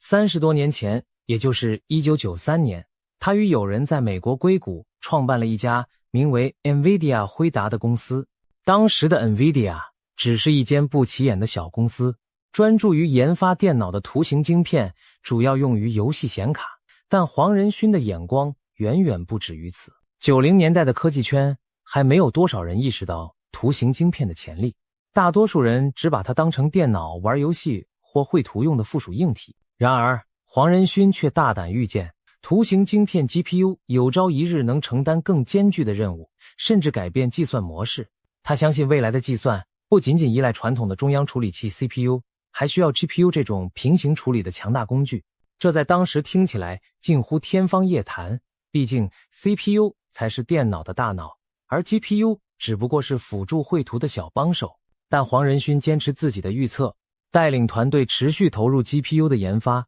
甚至在2006年押上重注，推出一套名为 CUDA 的技术，让 GPU 可以被程式设计师用来处理各种通用计算。这一举动在当时冒着巨大风险，很多人怀疑他疯了，把游戏卡拿去做科学运算，真有用吗？然而事实证明，黄仁勋并没有疯，他对未来计算模式的预言随着时间一步步实现。2006年推出 CU 大后的几年内，全球科研与工程领域开始用 GPU 来加速各种复杂计算。真正的转折点出现在2012年，当年人工智慧领域发生了一件大事，一个名为 AlexNet 的深度学习模型在影像识别比赛中一举击败传统算法，震惊业界。而这个里程碑式的 AI 模型背后，正是运行在 NVIDIA 的 GPU 上。也就是说，黄仁勋早年预见的 GPU 不只玩游戏，终于被实证，它可以用来训练人工智慧，而且效果好得令人难以置信。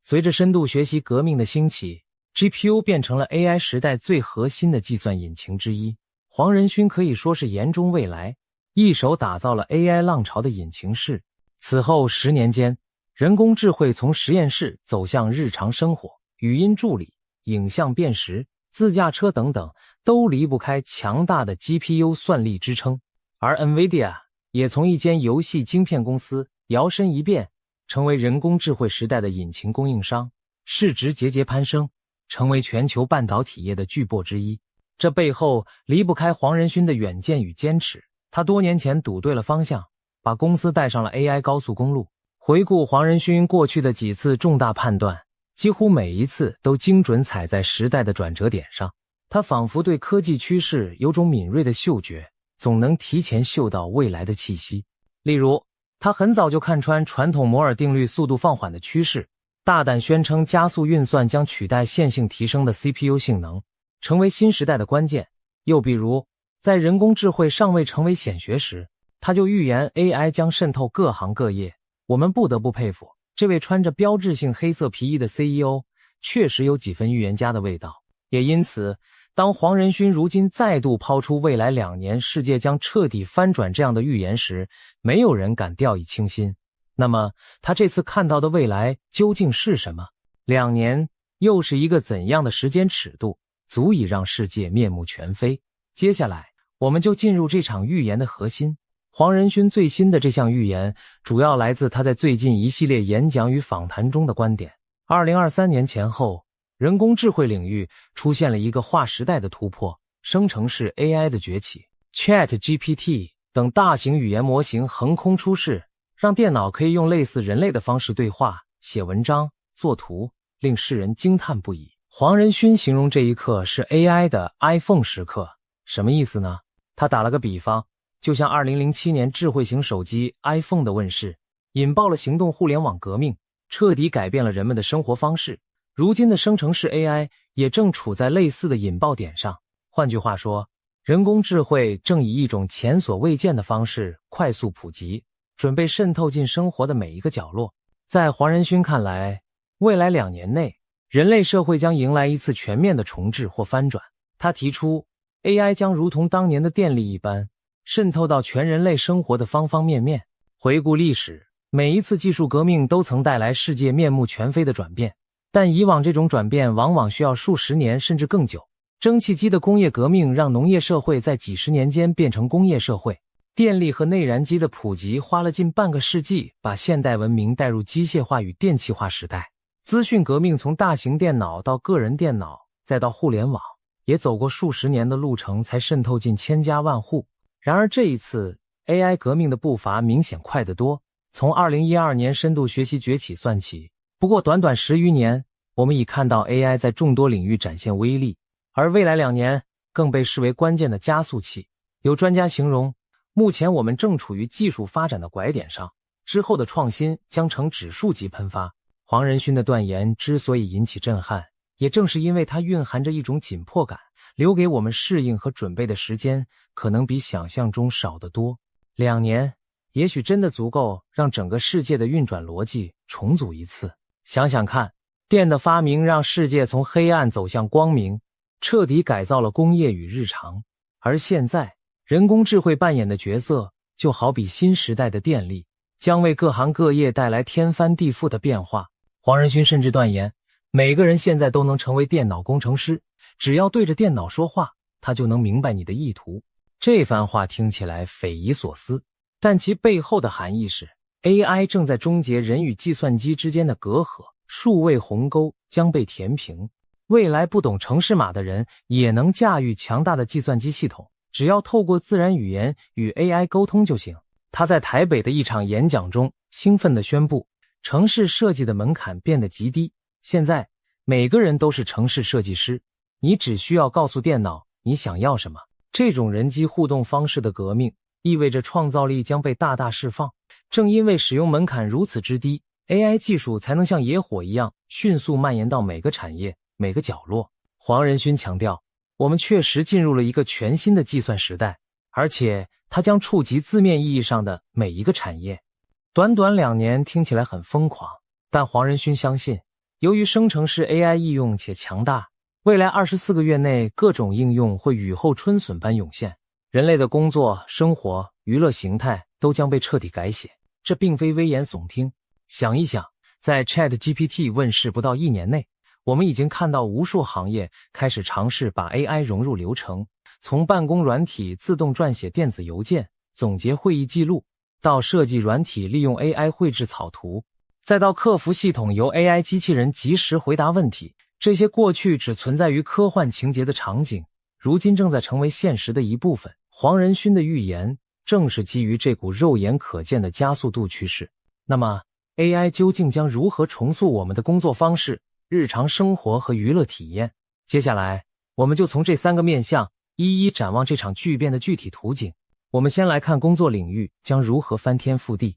长久以来，要让电脑为我们工作，都需要专业工程师写程式，但现在情况变了， AI 可以充当各种职场助理甚至专家。未来的办公室里，可能每个员工身边都有一个 AI 助理，它可以是你的数位秘书、你的虚拟研究员、你的智能客服代表。黄仁勋预言，未来企业的工作团队将由人类加数位人类组成，人类员工将和 AI 代理并肩工作，协同作业，甚至连公司的人力资源观念都会改变。过去 IT 部门负责管理电脑系统，将来可能要负责训练和管理 AI 员工，就像培训新人一样，确保这些 AI 了解公司的文化和规范。听起来很科幻，其实一些前沿公司已经在尝试把 AI 代理人纳入团队，给他们设定任务，让他们自动处理重复性工作。这种人机共事的图景已经初见端倪，许多公司开始给员工配备 AI 辅助工具。你或许在撰写报告时用到自动总结功能，在客服聊天中有 AI 及时建议回复内容，甚至在写程式时由 AI 提示代码片段。科技巨头们更是积极布局，微软推出了 Office Copilot 功能，让 AI 融入 Word、Excel、PowerPoint 等工具中，随时协助使用者完成文书和分析工作。Google 则有类似的 Duet AI， 可以帮你在 Gmail 里生成邮件草稿，在 Meet 会议中做笔记。换言之， AI 正在变成白领们的随身小助理。未来开会时，也许每个与会者电脑里都有个 AI 在听，在记录重点，列出待办事项，然后自动分发给相关人员。客服中心的第一线回答者则可能是一个不知疲倦的 AI 机器人，它可以用自然语言沟通，且情绪拿捏恰到好处，大幅提升客服效率与品质。当然，这也引发很多人对饭碗的担忧，既然 AI 这么能干，那我们还有工作可做吗？黄仁勋对此持比较乐观的看法，他强调 AI 并非来取代人类，而是来帮助人类提升效率，甚至创造更多职缺。他举例说，各国对技术工人的需求将显著增加，而且是倍增式的成长。例如电工、水管工、木匠这类需要手工技术的行业，在 AI 时代反而会更加抢手。这点很出乎许多人意料，难道不是高科技人才才更重要吗？黄仁勋的逻辑是，当 AI 大幅提升办公室和产业的生产力后，人类社会将启动更多建设与基础设施项目，需要大量技术工人来实现。而这些户外或实体世界的工作是 AI 难以直接替代的。与此同时， AI 可以接管很多繁琐的文书、资料分析、基础程式撰写等工作内容，释放出人力去做更有创造力或需要人情味的事情。不过，短期阵痛可能无可避免，就像每次工业革命都会让某些旧职业消失一样， AI 革命也可能让部分工作形态消亡，尤其是一些初阶的白领职位。最近就有科技公司领袖警告，未来数年内可能有一半的初级文书工作会被 AI 取代，因为与其雇一个新人来整理资料、撰写报告，不如交给 AI 快速又便宜的完成。对年轻求职者而言，挑战确实存在，但长远来看，新技术也将催生新的职业，例如 AI 训练师、数据策展员、AI 伦理专家等等。黄仁勋的观点可以总结为，人类会和 AI 共同进化，工作性质会转变，而不只是单方面的失业潮。关键在于我们如何主动拥抱这个转变，学习运用 AI 这把利器。2年后的职场版图，或许将是一幅人机协作的全新图景。我们身边多了许多无形但强大的同事，帮助我们把工作做到前所未有的高度。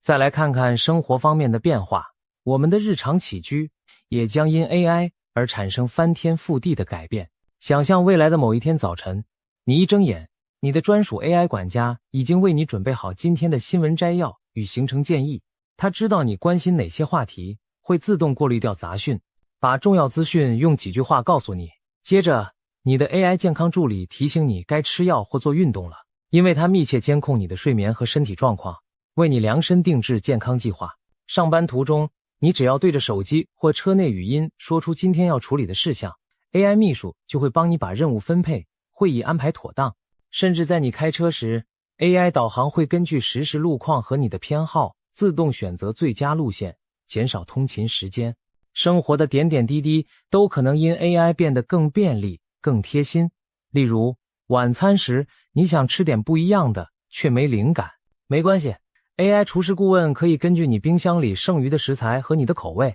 在几秒钟内生成几道创意食谱，并一步步语音指导你下厨。教育方面，孩子们的学习将更加个性化， AI 家教会随时待命，解答他们的问题，甚至主动为他们设计有趣的学习任务，因材施教，让每个孩子都能按照自己的步调前进。对成年人而言，终身学习也变得更轻松愉快。AI 教练可以教你一门新语言，指导你练瑜伽，甚至陪你练习简报演讲，而这一切只需要你对着设备说出请求即可。AI 还可能成为人们的心灵伙伴。近年已有人尝试与聊天机器人倾诉心事，疏解情绪，未来这种现象或将普及。想象一下，当你感到压力或寂寞时，你的 AI 伙伴随时在线，用温暖的语气开导你，甚至给出心理咨询般的建议。对独居的长者而言， AI 陪伴型机器人能提醒他们按时服药，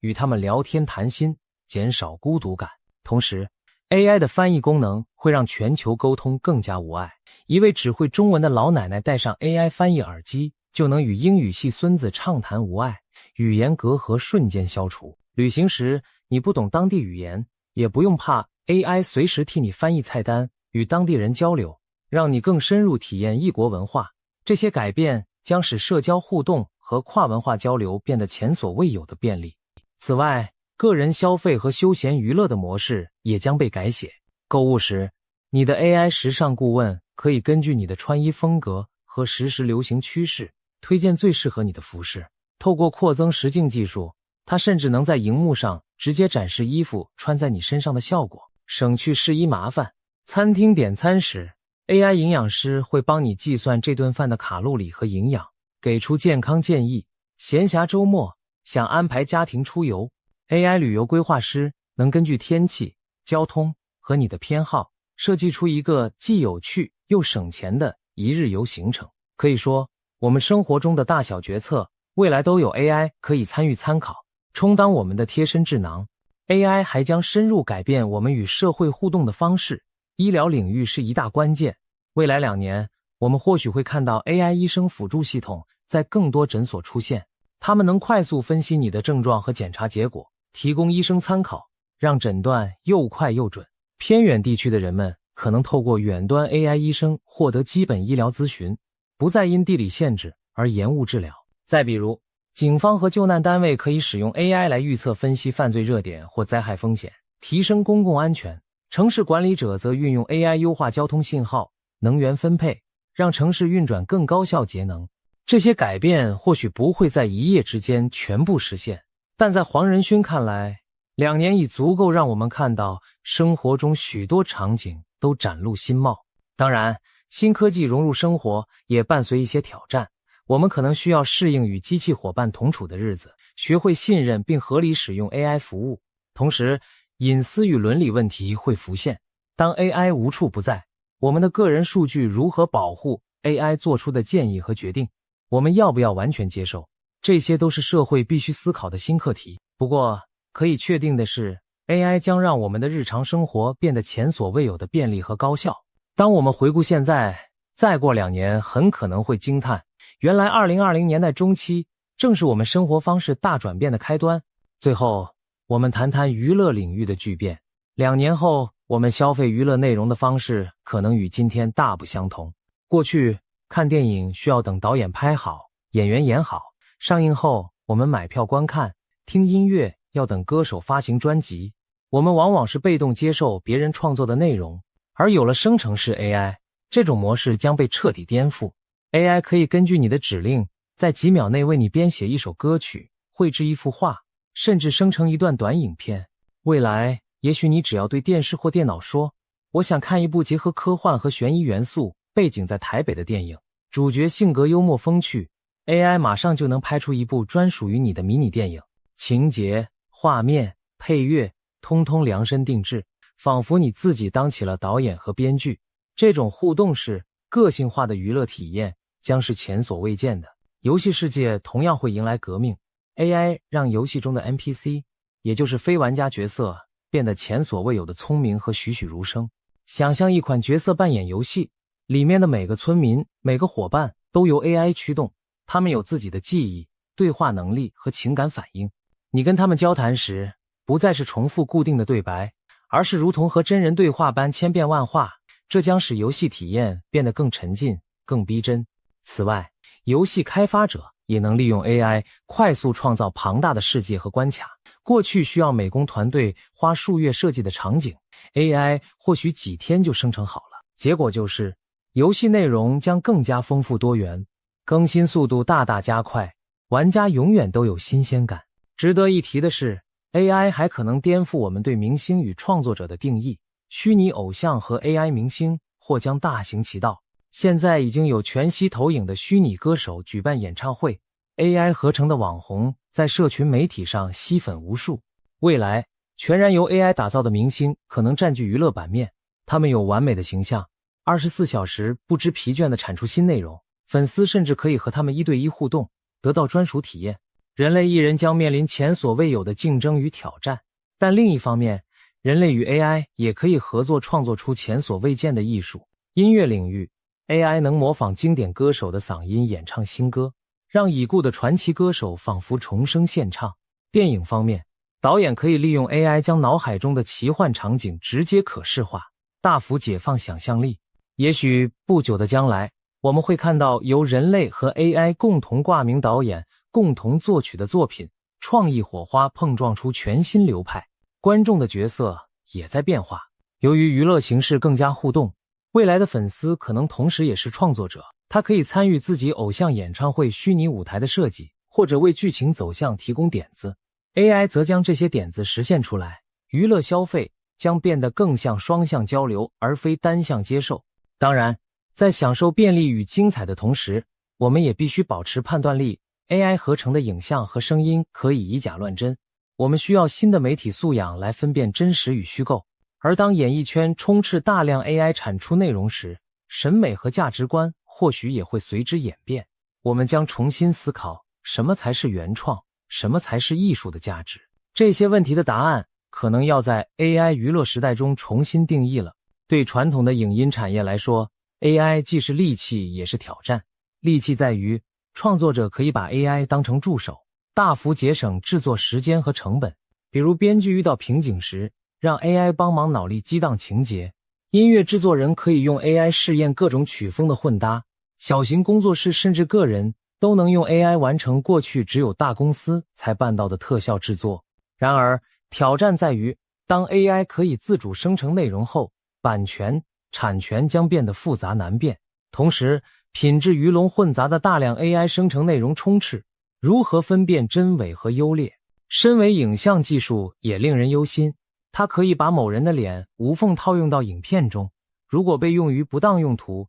可能引发信任危机。社会将需要新的规范和工具来应对 AI 娱乐时代的种种议题。整体而言，娱乐将变得更民主且更多样化，每个人都可以是创作者，也可以获得极度个性化的娱乐内容。对观众而言，选择前所未有的丰富；对创作者而言，想象力可以借助 AI 飞翔。或许2年后，我们回头看今天的影视圈，会觉得它有点单调刻板，就像从黑白电视跨越到 VR 虚拟实境那样，巨大的鸿沟正由 AI 来跨越。黄仁勋的预言在娱乐产业同样适用，一场内容创作与消费方式的全面重置正在悄然酝酿。说了这么多 AI 如何翻转世界，那黄仁勋为何特别提到台湾将主宰世界新秩序呢？答案就在于支撑这场 AI 革命的关键能量晶片。所有那些聪明强大的 AI 模型，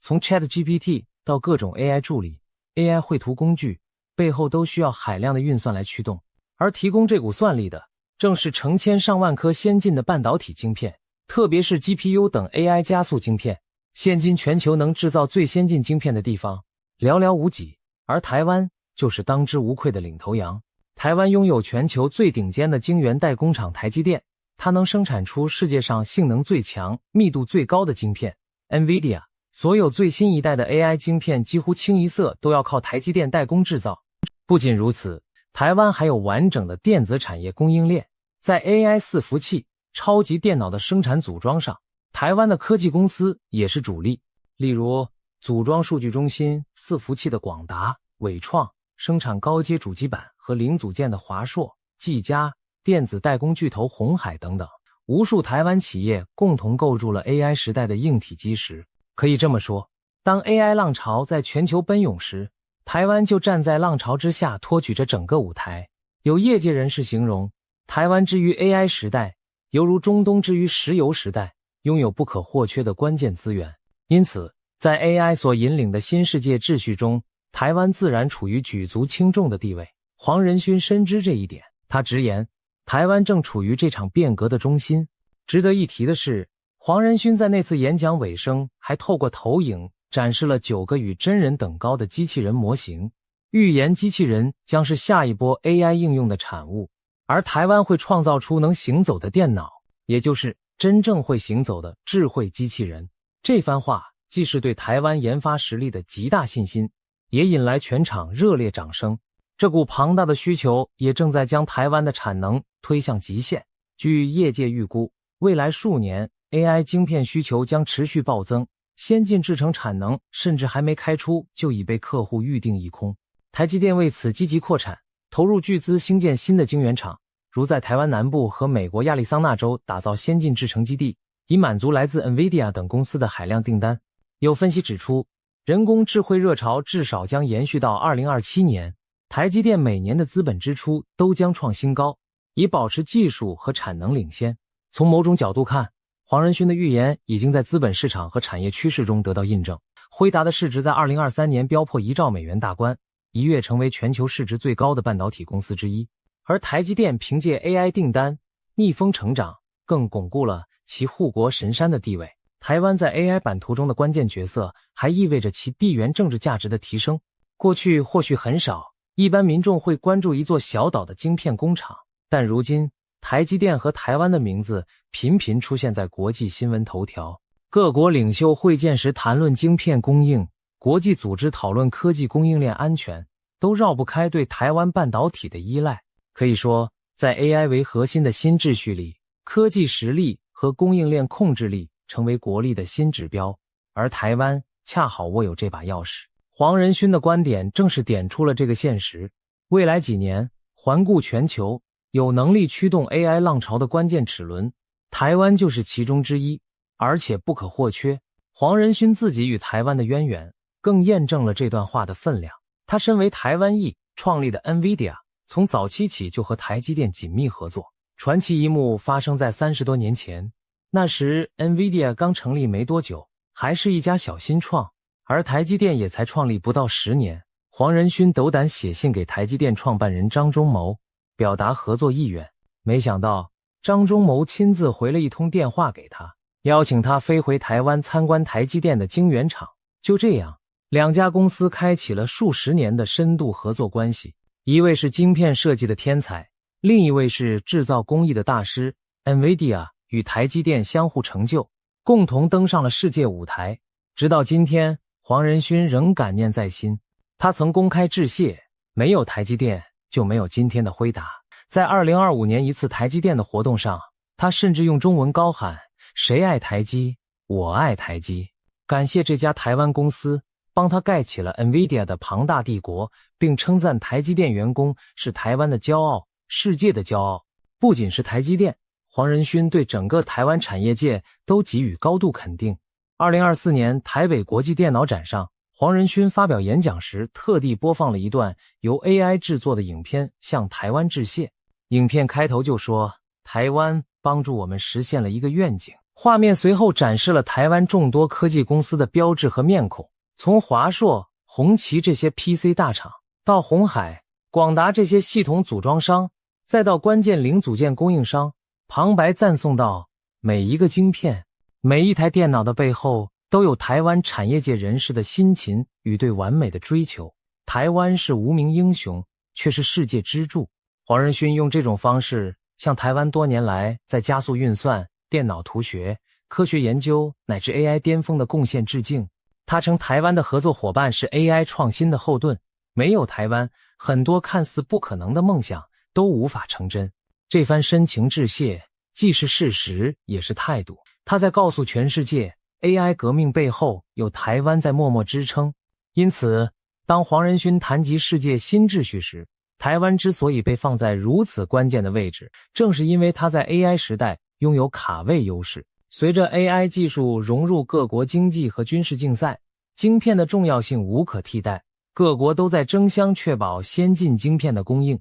美国制定了晶片法案，大力投资本土半导体，中国不惜砸下重金，试图追赶先进制程。欧洲也想重振自身的晶片产业。然而，在可见的未来，台积电领衔的台湾晶片实力仍难以撼动，这使得台湾成为各强权竞相拉拢的对象，也形成所谓龟盾效应。世界各国都不愿台海发生动荡，因为那将严重冲击全球科技命脉。台湾手握的不只是晶片，更是未来几年全球科技与经济秩序的一把钥匙。黄仁勋的预言勾勒出一幅壮阔的图景，2年之内，人工智慧让世界改头换面，台湾因其技术优势站上风暴之巅，引领新的秩序。这听起来仿佛未来小说般令人血脉奔张，但回头细想，我们当下正处于这场巨变的开端。在短短几年里，我们已亲历了 AI 从实验室走入寻常百姓家的过程，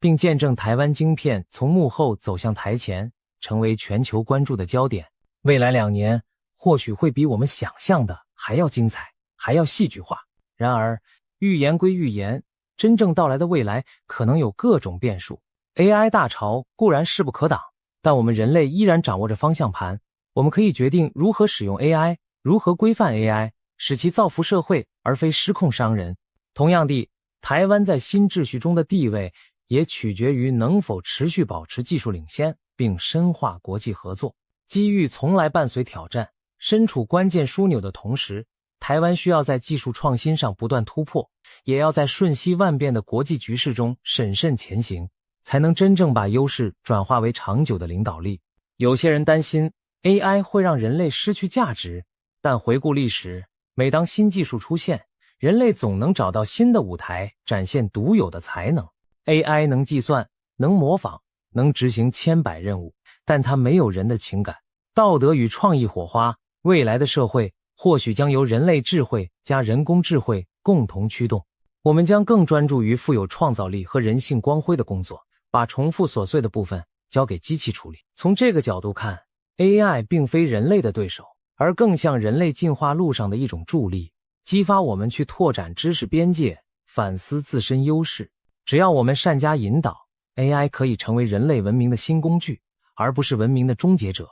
无论如何，可以确定的是，我们正站在历史转折点的门槛上。想象未来某天回顾现在，我们也许会感叹，2020年代中期正是新旧秩序交替的关键时刻。在这场巨变中，每个国家、每个产业、每个人都将受到影响，而胜出的将是那些善于拥抱变革者。台湾已经凭借实力占得了先机，至于能否主宰未来的新秩序，就让时间给出答案吧。对于你我而言，与其畏惧，不如趁着这股 AI 浪潮，学习新技能，适应新工具，在变局中找到自己的定位。2年转瞬即逝，当尘埃落定之时，我们将共同见证黄仁勋所说的世界巨变是否成真，以及人类又将书写出怎样崭新的篇章。准备好了吗？未来已悄然开启。经济局势风云变幻，通货膨胀犹如无形的小偷，正悄悄侵蚀着我们的财富。过去人们习惯把大笔积蓄存在银行，或是买几套房产坐等升值。然而如今，现金利率走低，物价却节节攀升。超市里同样的一袋米面、一壶油，比几年前贵了将近1倍。钱包的购买力正在缩水，银行存款利率也一降再降，年息超过 3% 的定存几乎绝迹。辛苦攒下的钱放在银行跑不赢通胀。楼市方面，此前火热的房地产逐渐降温，不少城市的房价跌回3年前。有的人房子买了好几套，如今市值大幅缩水，纸上富贵化为乌有。在这样的背景下，许多中老年朋友开始焦虑，辛苦积累多年的养老钱，该如何才能保住价值，不让半生血汗付诸东流？就在大家迷茫之际，一位90多岁的商业传奇站出来，给出了他的忠告。他就是李嘉诚，曾连续21年蝉联香港首富，被尊称为李超人。别看他年事已高，对趋势的嗅觉却依然敏锐。事实上，他素来以未雨绸缪著称，多次在市场高点提前撤出，化险为夷。他的商业帝国负债率极低，现金流充裕，正是因为总能前瞻风险并提早准备。如今，这位备受瞩目的商业领袖罕见地在一次内部会议上分享了对未来10年经济发展和资产配置的独到见解。他直言，未来单靠持有房子和现金可能不再是最稳妥的策略。持续的通胀如同看不见的蚕虫，正无声无息地啃食现金的实际购买力，而楼市也将呈现冰火两重天的分化局面。在此情况下，他建议普通人不妨考虑将部分储蓄转换为以下4类被他高度看好的资产。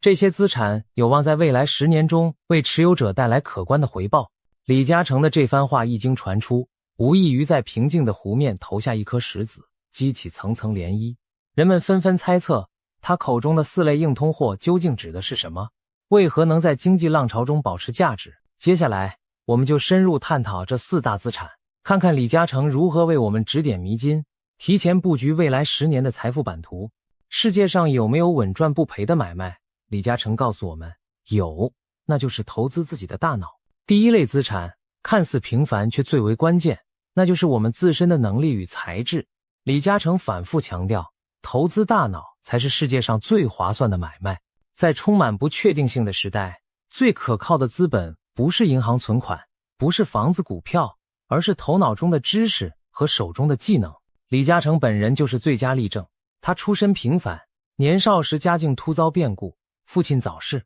他不得不10几岁辍学，挑起养家的重担。年纪轻轻的李嘉诚在香港当过茶楼跑堂，做过工厂学徒，白天忙于谋生，晚上就着微弱灯光啃书本自学。别人下班休息时，他在学英文，研读商业书籍；别人浑噩度日时，他在观察市场行情，思考未来方向。就这样，从基层一步步做起，靠着不断学习和磨练技能，他逐渐积累了独到的眼光和本领，建立起自己的塑胶工厂。后来又抓住地产和通信等发展机遇，创立了覆盖地产、能源、电信等领域的商业帝国。试想，如果当年他满足于做一名茶楼服务生，不去增值自己，又怎能成为日后叱咤商界的李超人呢？知识就是财富，这句老话在今天依然适用。随着科技进步，各行各业的更新迭代速度惊人。如果一个工人10年如一日只会拧同一颗螺丝，他可能最终真的沦为一枚可有可无的螺丝钉，很容易被机器取代。但如果他愿意持续学习新知识，掌握新技能，就不容易被淘汰，甚至还能在职场上脱颖而出。这个道理放在任何年龄段都适用。20多岁的年轻人需要不断进修，才能脱离低技能低薪的困境。40、50岁的中年人更不能躺在过去的资本上吃老本，否则新技术一来，饭碗随时不保。李嘉诚提醒我们，越是在不确定性增加的时代，越要懂得投资自己。有报告预测，到2030年，全球将有近 30% 的工作可能被人工智能和自动化取代。如果我们停止学习，未来很可能被时代的浪潮抛下。相反，持续的自我增值则能让我们始终跟上潮流的脚步。举个例子，过去传统行业的一些岗位在没落，但同时，掌握人工智能工具、数字化运营的新兴人才薪资水准却大幅领先于传统行业。有人学会了编写程序，运用 AI 提高效率，它的价值就远非10年前只会打字盖章的老员工可比。由此可见，学习新技能就是在给自己加薪，给未来投资。那么，该如何投资大脑呢？李嘉诚建议我们每年拿出一定比例的收入，用于学习和自我提升。这不仅仅只考取学历证书，更包括拓宽眼界、培养创新思维，以及学习理财知识，提高财商。对年轻人而言，学习可以是报培训班，阅读专业书籍；对中老年人而言，也可以通过网络课程、大众讲座等方式更新观念，与时俱进。李嘉诚特别提到了几个未来前景光明的领域，例如数字经济、健康养老、新能源技术等，建议人们关注并学习这些朝阳产业相关的技能。趋势所向之处，正是我们施展才华的大舞台。不要以为50、60岁就学不动，如今网络上有大量适合中老年人的学习资源，只要有心，任何年龄都能接受新知。现实中也有许多中老年人通过学习获得第二春的例子，比如有的退休老人学会使用电商平台开店，将自制的手工艺品销往全国，收入颇丰。还有一些老年人通过短视频分享养生心得，吸引了大批粉丝，既丰富了晚年生活，也实现了一定经济收益。这些故事都证明了一点，学习永无止境，知识和技能带来的回报可能远超你的想象。投资自己的大脑带来的不仅是知识技能的增加，更是一种应对风险的底气。当你具备了不可替代的专业能力，就等于拥有了一台随身携带的印钞机。你的脑力和经验会源源不断地为你创造价值。无论经济环境如何变换，知识和技能都不会贬值，反而随着时间积淀越发珍贵。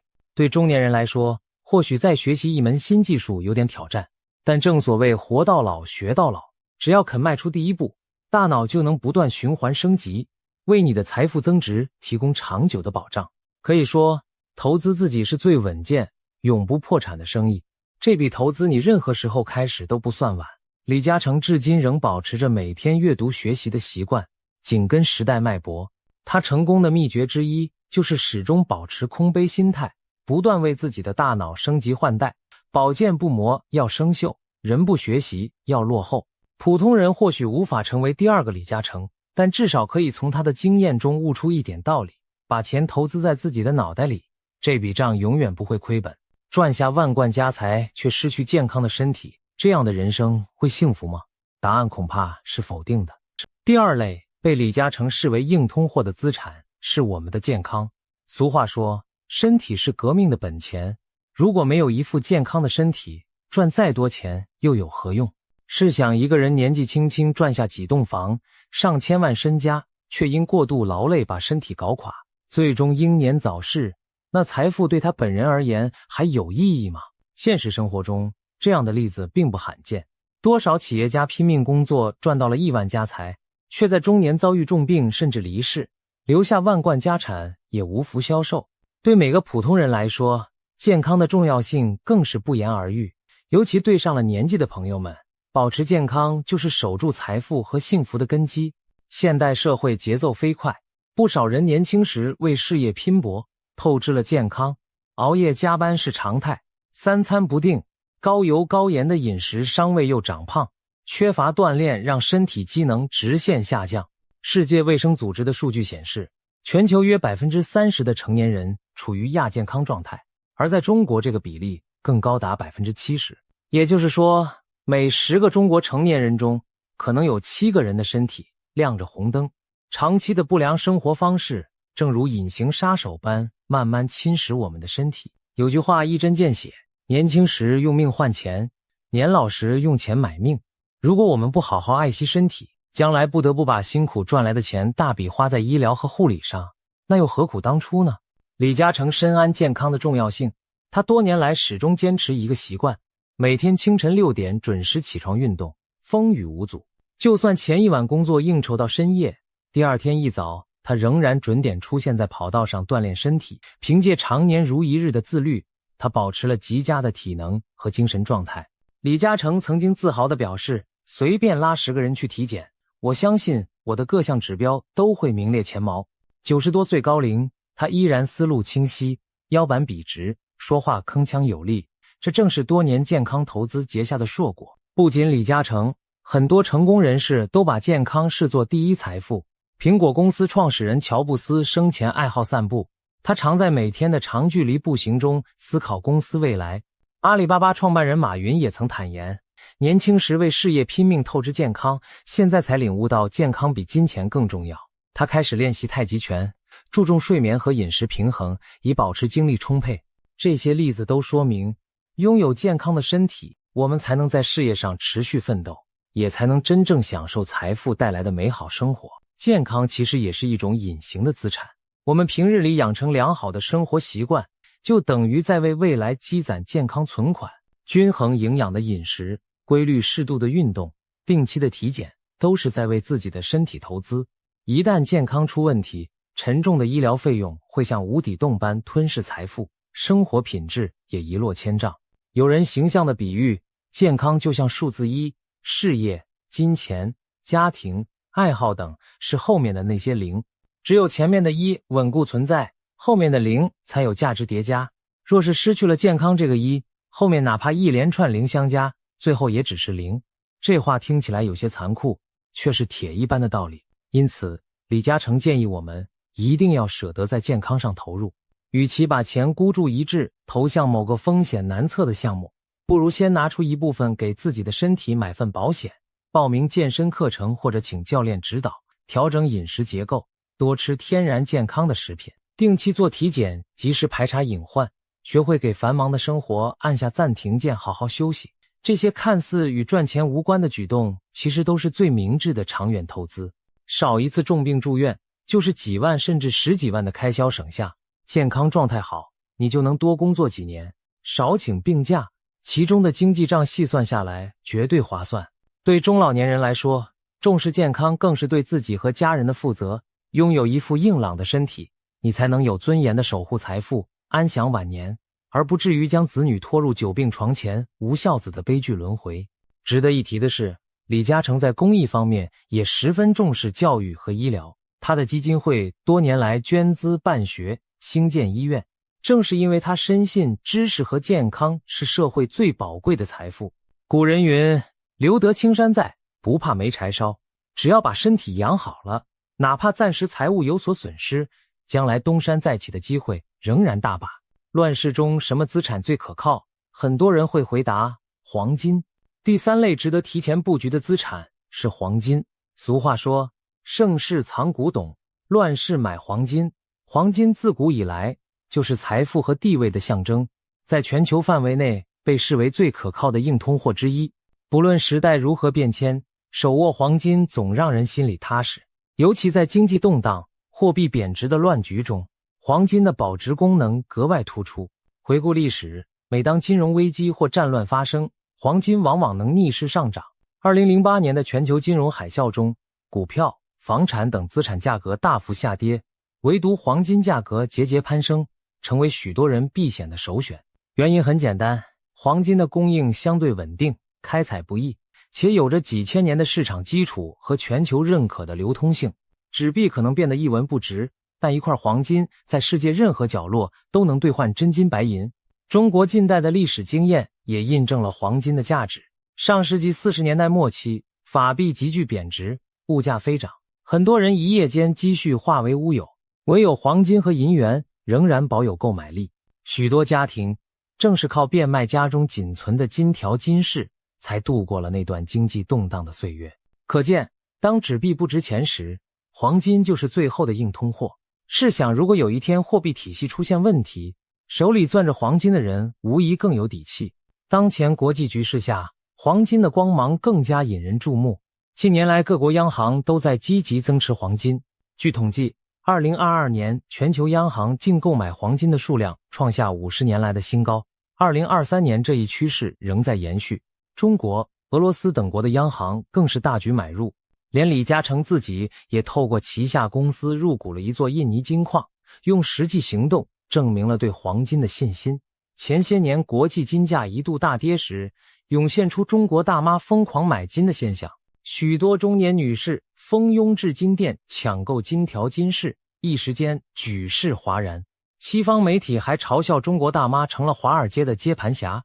然而此后金价回升，事实证明这些中国大妈并非盲目跟风，他们手中的黄金不仅保住了价值，还随市场行情上涨而获利。这件事从侧面说明了黄金长期保值的魅力。只要有耐心，黄金往往不会辜负持有者的信任。对普通人来说，如何参与黄金投资呢？李嘉诚的建议是适当配置一些黄金资产，为资产增加一层安全垫。具体可以从以下几个途径入手。一是购买实物黄金，如金条、金币或金饰。实物黄金拿在手里有真实感，在极端情况下可以直接充当货币。不过需要注意实物黄金的保管成本和流动性问题，买卖还要支付手续费。金饰则因工艺附加值较高，而不适合作为投资主力。第二种方式是购买黄金、ETF 等金融产品，这类基金跟踪金价走势，交易方便，门槛较低，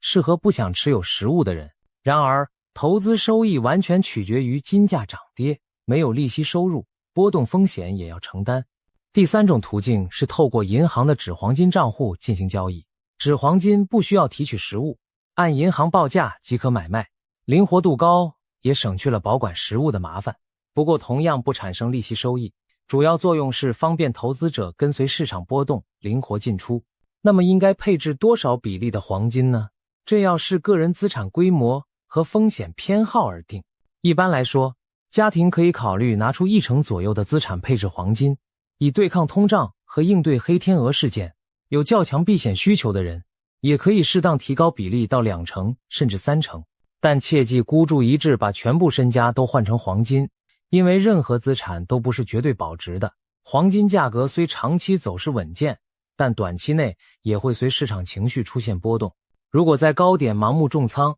反而可能一时被套牢。因此，把黄金作为资产配置中的一部分，长期持有，其意义更在于保障而非暴富。总体而言，在当前货币超发、地缘政治不确定性增加的时代，适当持有黄金就像给财富买了一份保险。当纸币购买力下降时，黄金能维持你的资产含金量。万一遇上极端危机，黄金更是保命的硬通货。对于经历过动荡岁月的中老年人来说，黄金带来的安全感更是其他投资难以替代。当然，正如李嘉诚所提醒的，任何投资都应适度分散，黄金虽好，也不要过度集中。只要合理配置，黄金这道金色盾牌就能在未来10年默默守护你的财富。与股票、债券等金融资产不同，黄金不依赖任何机构的信用，其价值不会因发行人破产而归零，可以说是少数没有对手方风险的资产之一。中国人素来爱买房，那未来10年房子还值不值钱？李嘉诚的看法是，好房子依然是保值利器。第4类值得关注的资产是经过精挑细选的优质不动产。近年来，房地产市场结束了过去单边上涨的神话，开始出现明显的分化。事实上，所谓房价永远上涨的神话，在其他国家早已被打破。比如上世纪80年代，日本房地产市场经历疯狂暴涨后泡沫破裂，东京等地房价一度腰斩，此后足足停滞了20年。这一教训告诉我们，房地产也有周期，盲目认为房价只涨不跌是十分危险的。此外，中国总人口已经进入负增长时代，很多中小城市未来可能人去楼空，需求不在。但与此同时，人口仍在向大都市圈集中，年轻人涌向北上广深等一线城市寻找机会。这意味着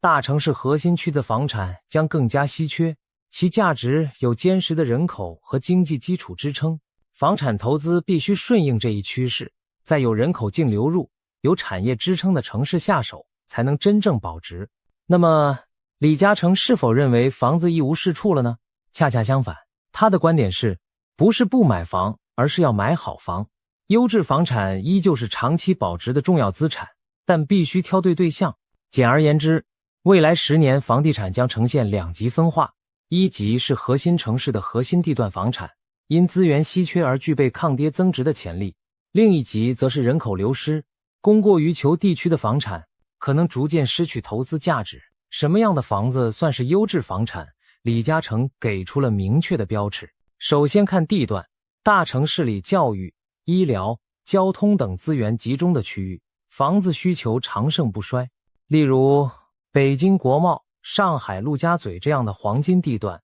房价即使在市场低迷时也相对稳健，一旦经济回暖更会率先反弹。相反，一些3、4线城市由于人口外流，新房空置率高，房价长期阴跌，甚至出现白菜价。黑龙江鹤岗市房价暴跌就是一个典型案例。过去人们常开玩笑攒够3万去鹤岗买房，而现在那里房子真成了白菜价。这充分说明选错城市和地段的话，房子不但无法保值，还可能变成沉重包袱。其次，要看周边配套与城市前景。一套房产若处在繁华地段，附近有完善的商业、医疗、教育配套，未来人流不断，这样的房子才真正绑定了稀缺资源，拥有长期价值。此外，房子的开发商品牌和物业服务质量也不可忽视。优秀的开发商意味着建筑品质更有保障，好的物业管理能提升居住体验，让房产保值增值更有底气。最后，房屋本身的条件包括品质、户型、朝向、采光、通风等，也直接影响其长远价值。挑选房产时，这些细节都要纳入考量范围。当然，投资房产还得量力而行。李嘉诚提醒，不要轻易举债去炒房，更不要指望房价短期内翻几番暴富。对普通家庭而言，房产配置宜适度，最好控制在总资产的3到4成左右，并留出足够的流动资金应对紧急情况。如果手头已有多套住房，且资金压力较大，也可以考虑适当出售部分投资性房产，将资金分散到其他领域，减少单一市场波动带来的风险。毕竟，我们追求的是整体财富的稳健增值，而非局部资产的虚高泡沫。值得一提的是，国家近年来也反复强调房住不炒的政策，说明靠炒房致富的时代已一去不返。我们要顺势而为，把房子回归居住和长期投资的属性，而非短线炒作的筹码。最后提醒一点，房产属于大额资产且流动性较差，一旦出手成本高昂，因此投资房产更需慎重规划。如果资金不足，杠杆过高，一旦房市下行，可能遭受双重打击，资产贬值和债务压力。同时也要有耐心，优质房产往往是慢慢升值的慢热型选手，指望短期暴涨并不现实。我们应以稳健心态看待房产收益，将其作为家庭资产配置中稳固的一环，而非孤注一掷的赌注。对于中老年朋友而言，更要与时俱进地转变理财观念。以往很多人习惯把钱全部存银行吃利息，或一味相信房地产永远涨，但时代已经变了。只有接受李嘉诚这种多元配置、稳中求进的思路，才能避免财富贬值的风险。正所谓凡事预则立，不预则废，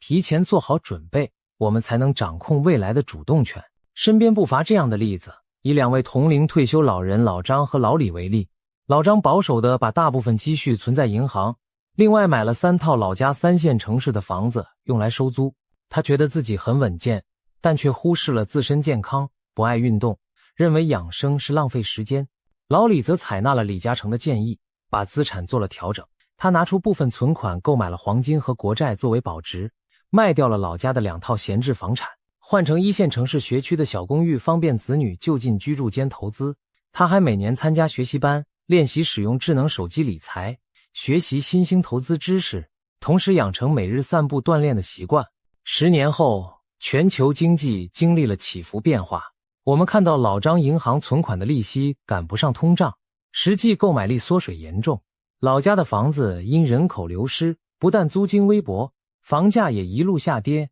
更不幸的是，缺乏健康管理的老张身体每况愈下，这些年陆续做了几次手术，医药费花掉了他大量积蓄。反观老李，虽然也历经经济波动，但他手中的黄金在通胀上升时大放异彩，价值明显增长，国债利息稳定入账，补充了日常开支。那套一线城市的小公寓保值之余，还带来可观租金。更重要的是，老李由于一直坚持学习和锻炼，不仅思维敏捷能跟上时代，身体也相当硬朗，医疗支出很少。10年下来，老李的总体财富不减反增，生活质量也远胜老张。当然，每个人的境遇各有不同，但老张和老李的故事给我们的启示是明确的：早做正确的资产配置和健康投资，才能在风雨中立于不败之地。如果抱着侥幸心理，固守陈旧观念，最终可能追悔莫及。在不确定的时代，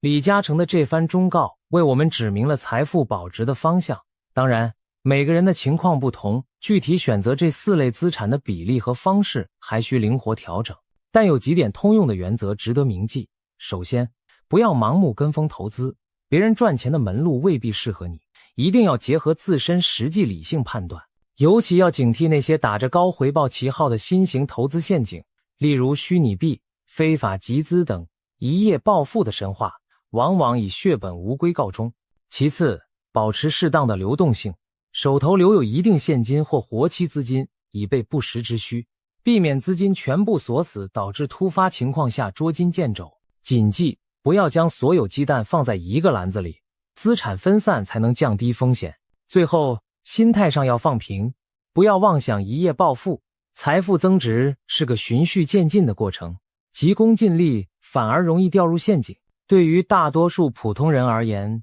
财富的意义并不仅仅是那几个不断跳动的数字，更在于提升生活的安全感和品质。李嘉诚强调的4类资产：知识、技能、健康体魄、黄金资产和优质房产，正是从人自身到外部投资，为我们构筑起一个相对稳健的财富防护网。一头扎进高风险的投机领域，不如脚踏实地配置好每一项资产，让他们在未来岁月中各司其职，大脑在增值，身体很健康，黄金稳着底，房产抗通胀。90多岁高龄的李嘉诚用他数十年的实战经验告诉我们，累积财富没有捷径，唯有持续学习进步，理性谨慎投资，才能真正实现衣食无忧的目标。从现在开始，让我们审视自己的资产配置，学习李嘉诚这种未雨绸缪的智慧，趁早为未来10年做好布局。当风险来临时，我们已经筑起坚实的护城河；当机会降临时，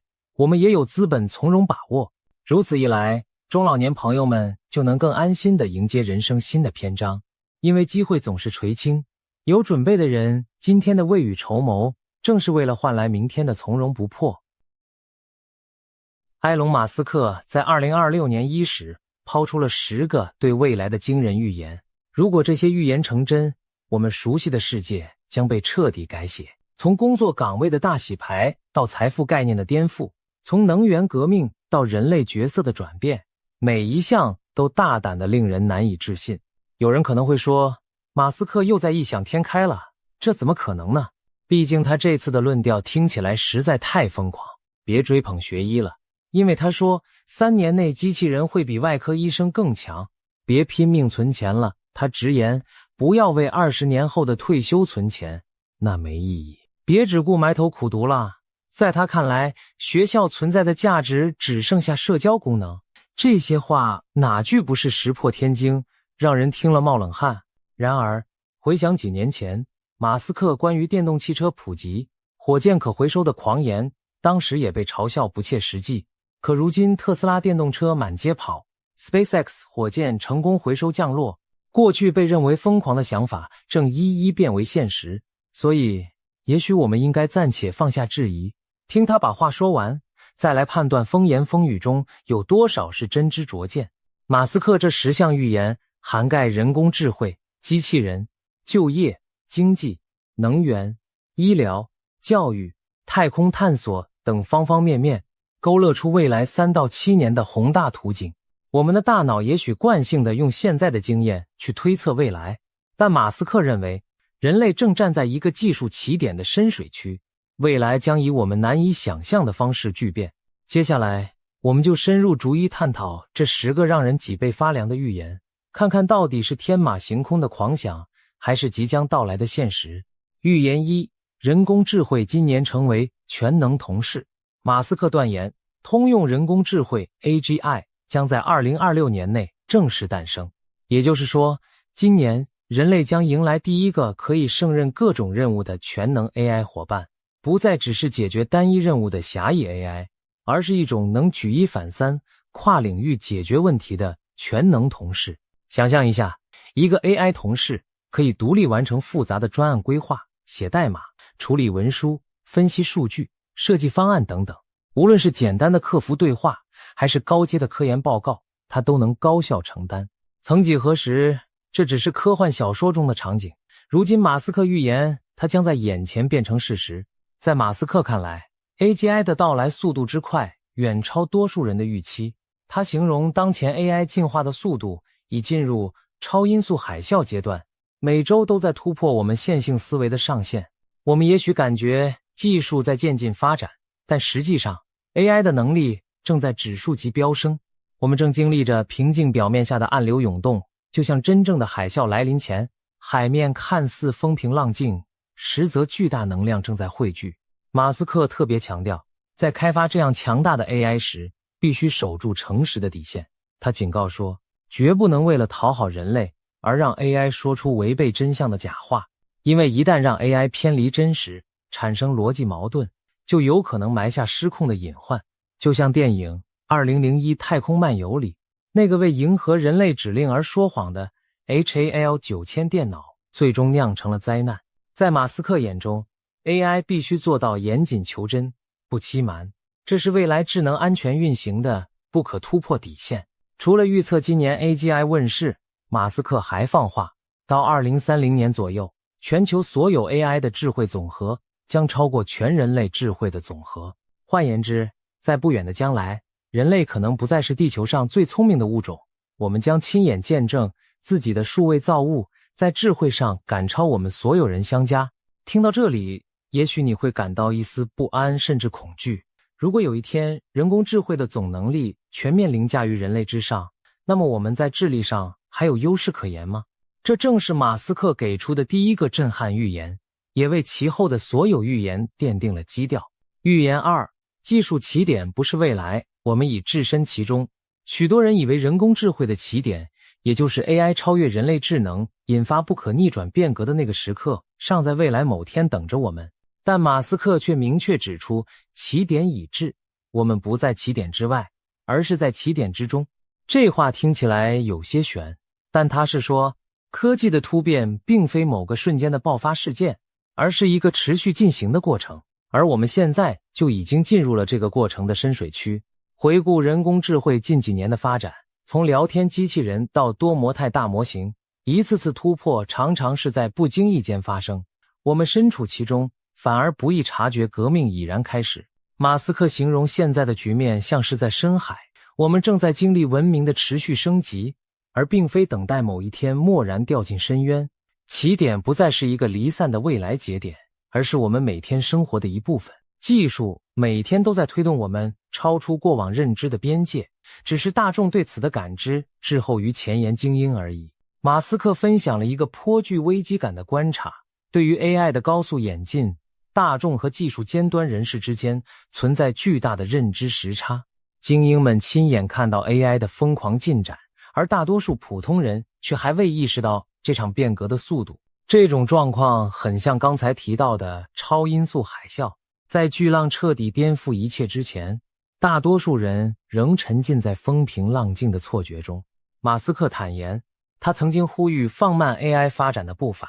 希望人类社会有时间适应。可惜技术进步已不可逆转，我可以选择旁观或者参与，但我无法阻止它的到来。这句话透出一种无奈，就算是引领技术潮流的巨头，也难以按下这台高速飞奔的引擎的暂停键。总而言之，马斯克的第二个预言告诉我们，不要再把起点看作一个将来才会到来的瞬间，因为我们现在就在其中。科技变革的洪流已经把人类卷入深处，我们正在加速冲向那个难以预测的未来。那些上世纪的老经验、旧规则很可能已经开始失灵。如果还抱着过去的逻辑不放，可能会像抱着一块石头沉入水中。这既让人兴奋，又叫人脊背发凉，因为未来已经来了。但大多数人甚至没意识到自己正身处未来之中。预言3：失业海啸将至，白领先下岗，蓝领紧随其后。谈到人工智慧对就业的冲击，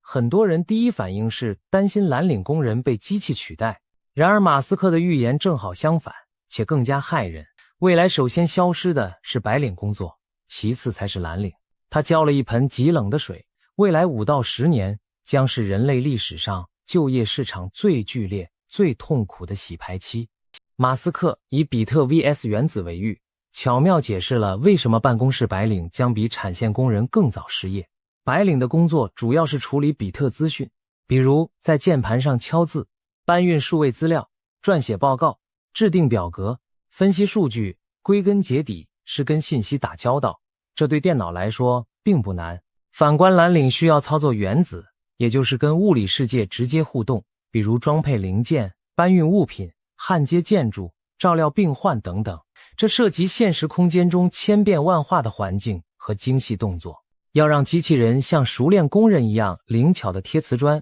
端汤喂药，难度极高。总而言之，操纵比特比操纵原子容易，这就是为什么 AI 更容易胜任文职工作，而体力活哪怕慢一些被取代。事实也印证了这一点，近年来涌现的大模型 AI 已经开始展示在很多白领领域的惊人能力。他们可以写程式码、生成文章、翻译语言、处理客服咨询，甚至写小说剧本。一些公司已经用 AI 替代了部分基层文员和助理岗位。马斯克指出，目前约有1半以上需要打字点鼠标的数位类工作。其实 AI 已具备技术上的替代条件，只不过很多企业因路径依赖和观念原因，暂时还没有大规模裁撤人类员工。但从技术角度讲，很多白领岗位已经风雨飘摇。更令人脊背发寒的是，他预测未来3年内，随着特斯拉的人形机器人 Optimus 取得突破，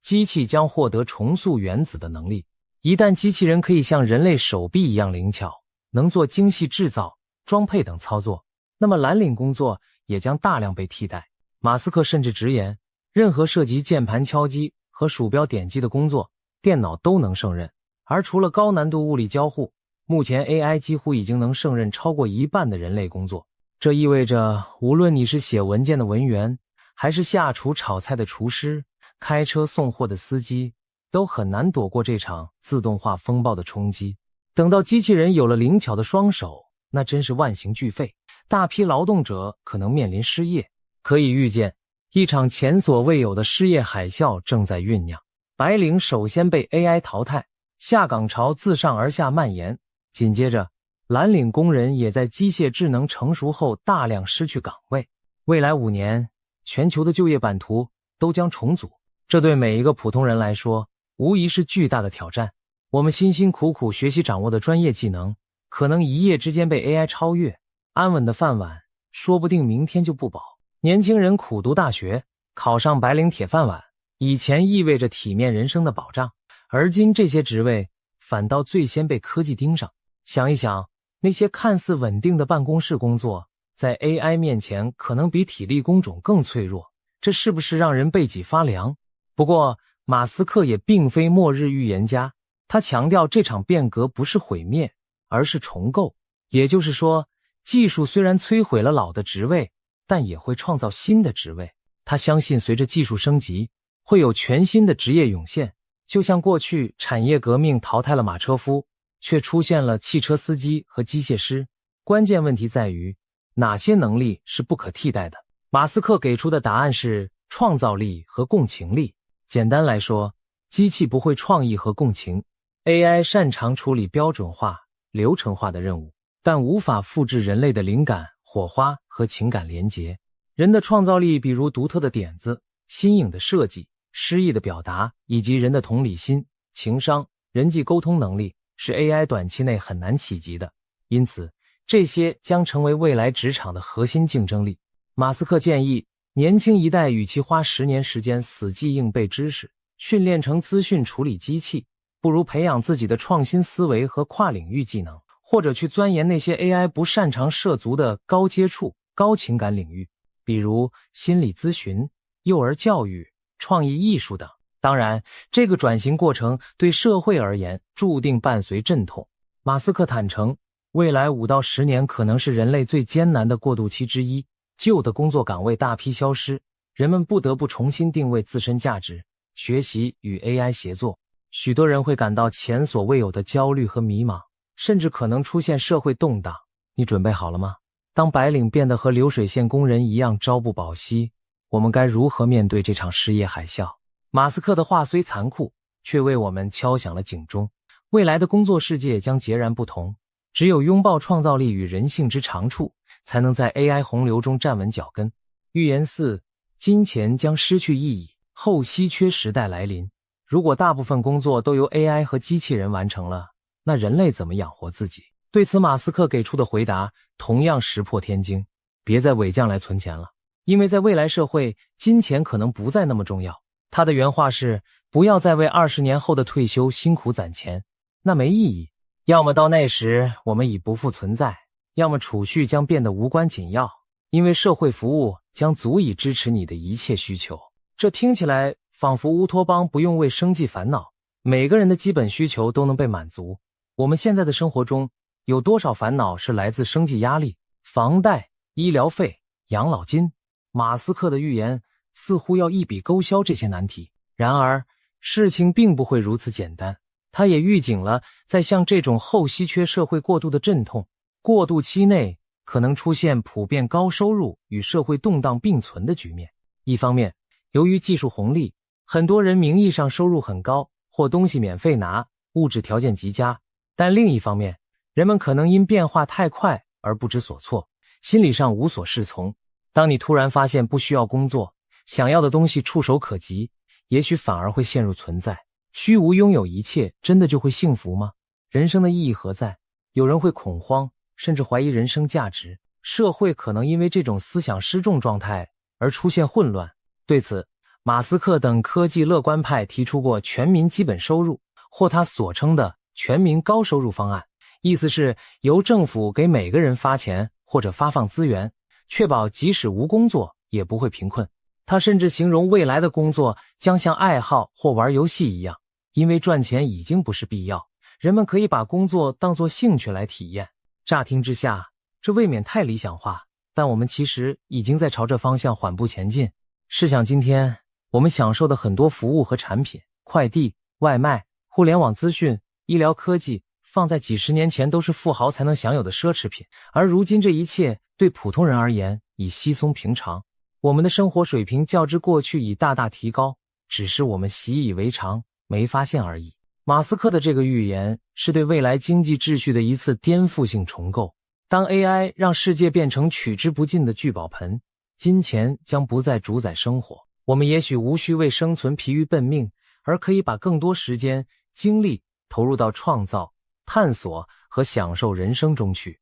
这个未来图景既令人向往，又让人不安，因为它几乎颠覆了我们对社会运转方式的认知。如果物质已不再稀缺，那么努力工作的意义何在？当赚钱不再是人生目标，你会如何度过每一天？或许我们真的该多存点好奇心和创造力，少存点钱了。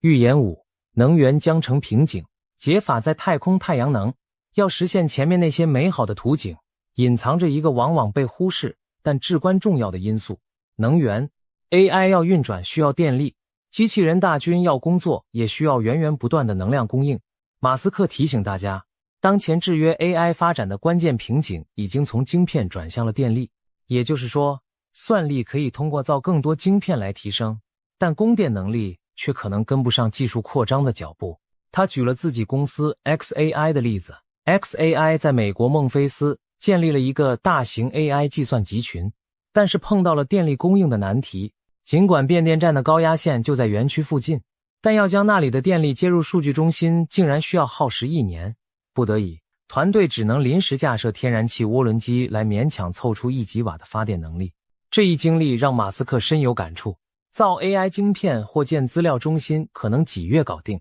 但扩建电网、增加电力供应却需要几年时间。因为电网是个超级复杂的庞大系统，远比想象中难升级。换句话说，我们可以在软件和电子领域飞奔，但现实的能源基础设施却追不上趟。因此，马斯克把目光投向了太空，提出了解决能源问题的终极方案——太空太阳能计划。具体构想是利用 SpaceX 的星舰运载火箭，将大量太阳能电池板送入太空轨道，组成太阳能卫星阵列，在太空中没有大气层遮挡，24小时都能接受太阳光照射，能源收集效率极高，然后再通过微波或雷射将太空捕获的能量传输回地球，转化为电力供人类使用。听上去天马行空，但马斯克认为这是未来最可行也最终极的能源方案。他甚至计划在月球上建立工厂，就地开采月岩原料，来制造更多太阳能卫星，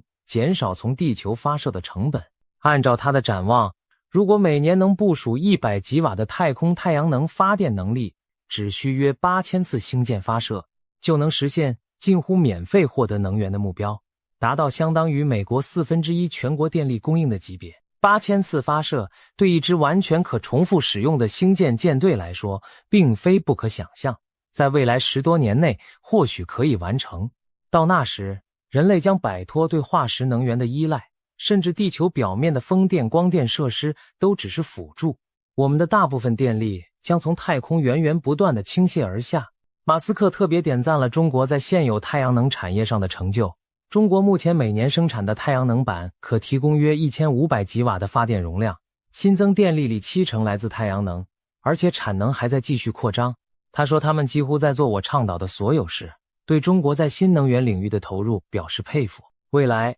如果全球共同努力推进太空太阳能计划，人类能源将极大丰裕，再也不用担心 AI 和机器人无电可用。能源一旦充沛到近乎免费，整个文明的天花板都将被顶开。毕竟，过去工业革命每一次跃升都伴随能源的飞跃，蒸汽、石油、电力，而未来，太阳的能量将全时全功率为我们所用。想象一下那个场景，永不停歇的太阳能电站悬浮太空，黑夜不再是能源缺口，工厂、资料中心和无数机器人获得取之不竭的电力支援，而我们每个普通家庭也许只需一个接收装置，就能共享太空送来的清洁能源，再也没有电费单的烦恼。这个预言令人振奋，但背后的技术和国际协作挑战巨大。不过马斯克素来已实现不可能见长，或许在我们有生之年就能看到太空电站为 AI 时代功能的壮观一幕。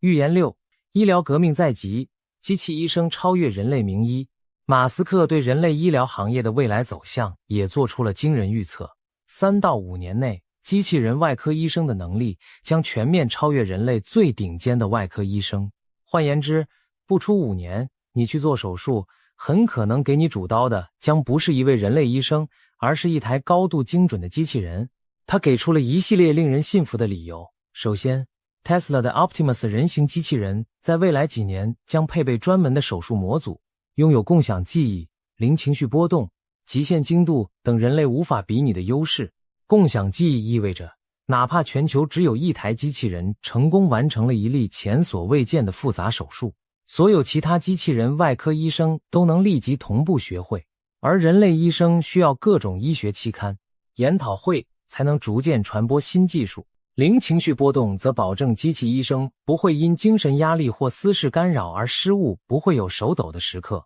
也不会因为熬夜疲惫而判断失准，更不会因为生活琐事分心。极限精度就更不用说了，机器手臂的稳定性和精细程度远超人手，可以达到微米级的操作精度，这是人类手术刀无法企及的。此外，机器医生还可以利用多光谱视觉，如红外、紫外等，查看人体，看到人眼看不到的组织细节，它也不会受限于人类生理极限，可以不眠不休地连续工作。不仅如此，一旦有 AI 大模型辅助诊断系统，机器人可以及时调用海量病例数据，给出最佳手术方案，这几乎等于集全世界所有名医的经验于一身。对比之下，人类医生无论经验还是体能都有极限，所以马斯克断言，不到5年，机器外科医生的数量将超过全世界所有人类外科医生的总和。届时，无论在纽约的顶级医院，还是在非洲偏远乡村，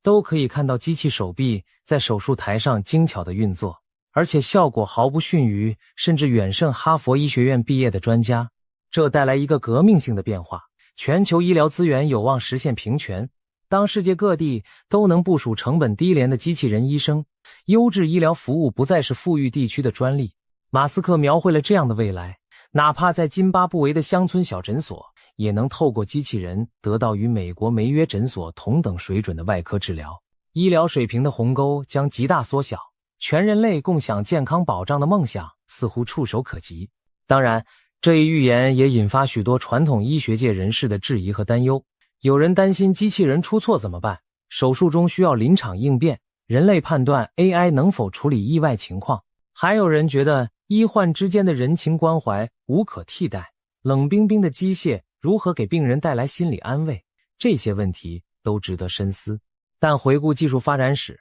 每当机器开始胜任某项人类工作时，初期总伴随争议，最终往往是机器展现实力，征服了质疑。或许将来我们会发现，机器医生的失误率远低于人类医生，而他们缺乏的人情味可以由人类护士、心理专家来补足。马斯克没有回避这些问题，但他认为趋势不可挡。就算我们对机器当医生再抗拒，只要它确实更高明、更廉价，社会终将接受它。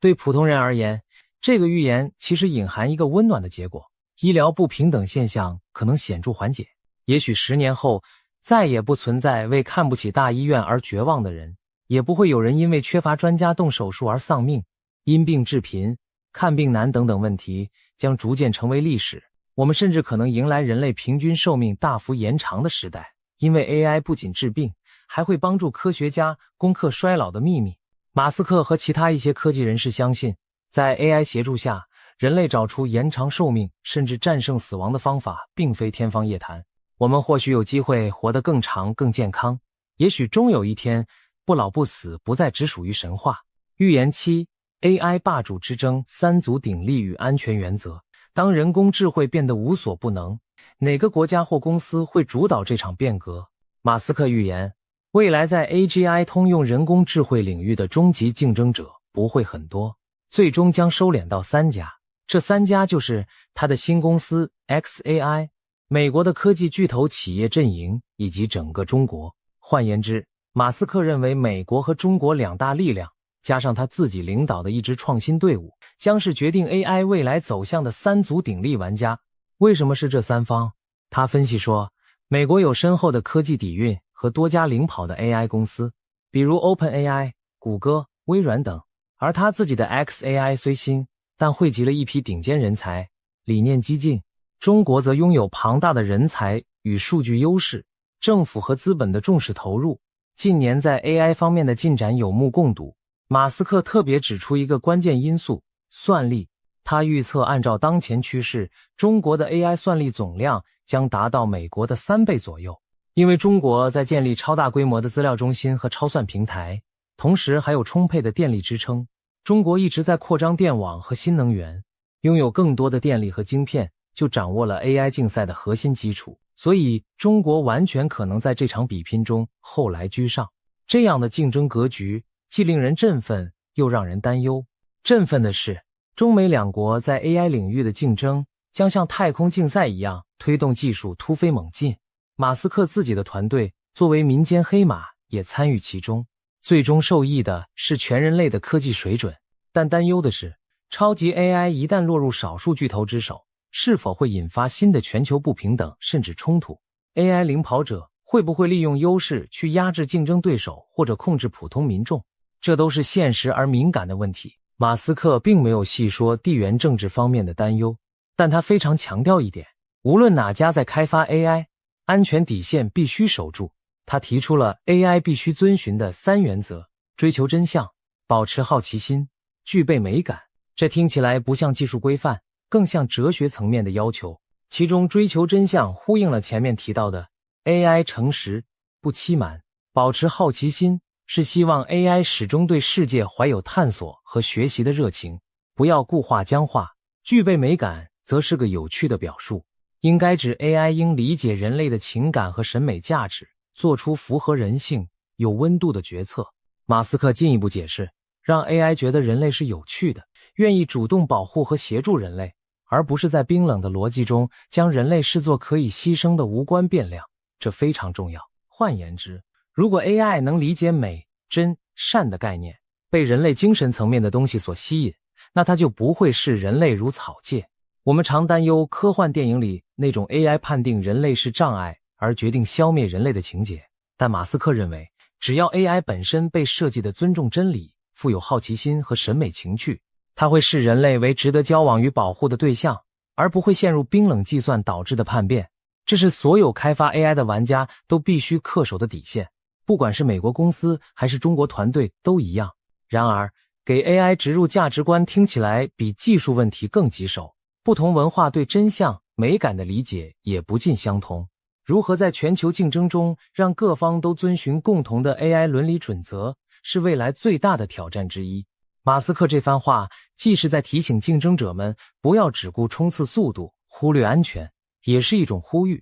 吁建立国际合作来制定 AI 的道德规范和安全标准。总的来说，第7个预言呈现的是 AI 霸权竞争与合作并存的图景。一方面，少数巨头会掌控核心技术，另一方面，全人类必须联手避免灾难发生。未来决定 AI 命运的不仅是算力和算法，还有我们给它注入的灵魂和价值。如果3大玩家都能谨守善意与底线，我们或许能迎来一个 AI 造福人类的黄金时代。反之，任何一方一念之差，都可能引爆人类前所未有的危机。在这场你追我赶的 AI 竞赛中，平衡创新速度与安全原则是对所有参与者智慧和良知的双重考验。预言8：教育大翻转，学校变成交际场所。在马斯克眼中，现行的教育模式将很快失去意义。他直言不讳地宣称，读好书、上好大学、找好工作，这套20世纪的黄金路径已经基本失效。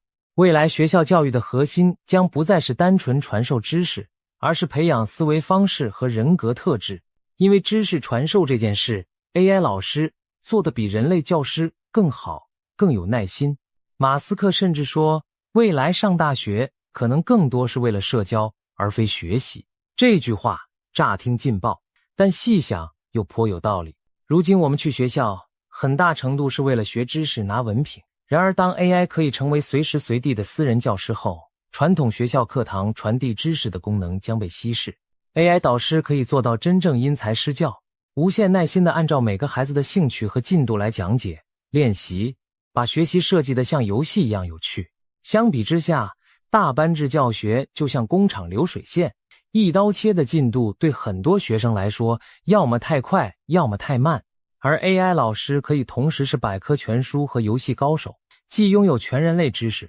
又懂得用最吸引人的方式让孩子投入学习，确实要远胜如今一位老师对几十个学生的模式。不过，马斯克也点出了一个 AI 老师的局限， AI 再厉害，也无法强迫孩子产生学习的意愿，求知欲和动机必须发自人自身。哪怕 AI 课程设计再精巧，它只能点燃火花，不能替代学生主动思考。人类大脑本质上是生物计算机，需要自主的去激发神经元连结，才能真正学习。所以，如何让孩子想学，仍是未来教育的核心，这是 AI 无法包办的。因此，马斯克认为，未来学校存在的唯一无可替代价值，就是社交功能。年轻人渴望同龄人的陪伴、交往和共同成长，这点是 AI 无法提供的体验。正如他打趣道，19岁的年轻人是愿意跟同龄人一起嘻哈打闹，还是跟一群中年人讨论工程问题？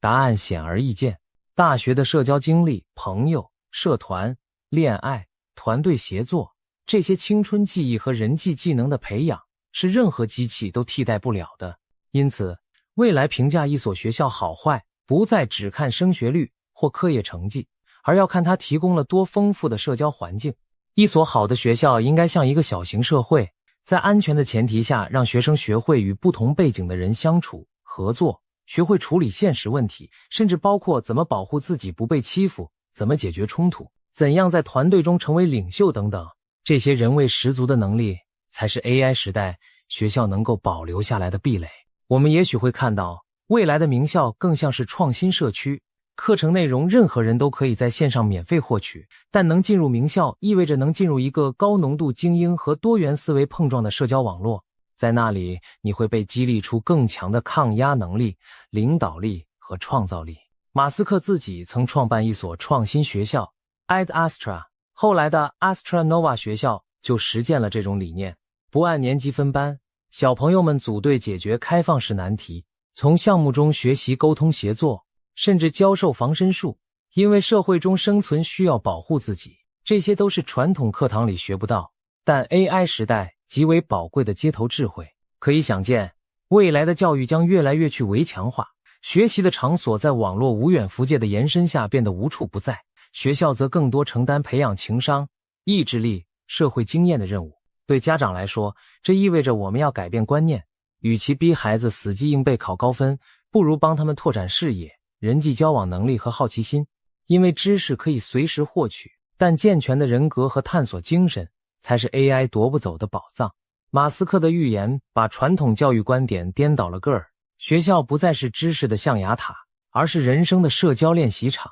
当我们的孩子未来走出校园，进入 AI 充斥的社会时，也许只有那些懂得如何做人、具备创新和适应力的人，才能真正立于不败之地。预言9：太空新纪元机器人先潜登火星。除了地球上的变革，马斯克当然也不会忘记他毕生的梦想，征服火星，让人类成为多行星物种。在他的愿景中，2026年底，人类将迎来一个里程碑。SpaceX 星舰运载火箭将在那年的火星发射窗口把 Tesla Optimus 机器人送上火星，执行无人登陆任务。也就是说，最快在明年底，我们有望见到人类制造的首批机器人踏上火星土地，为将来的人类登陆进行前期工作。这些机器人先遣部队将在火星上承担基础建设任务，例如搭建临时的栖息模组，部署太阳能板供电，挖掘原地资源，建立通讯设施等等。马斯克的计划是，到2027年要实现星舰像飞机一样高频次往返的能力，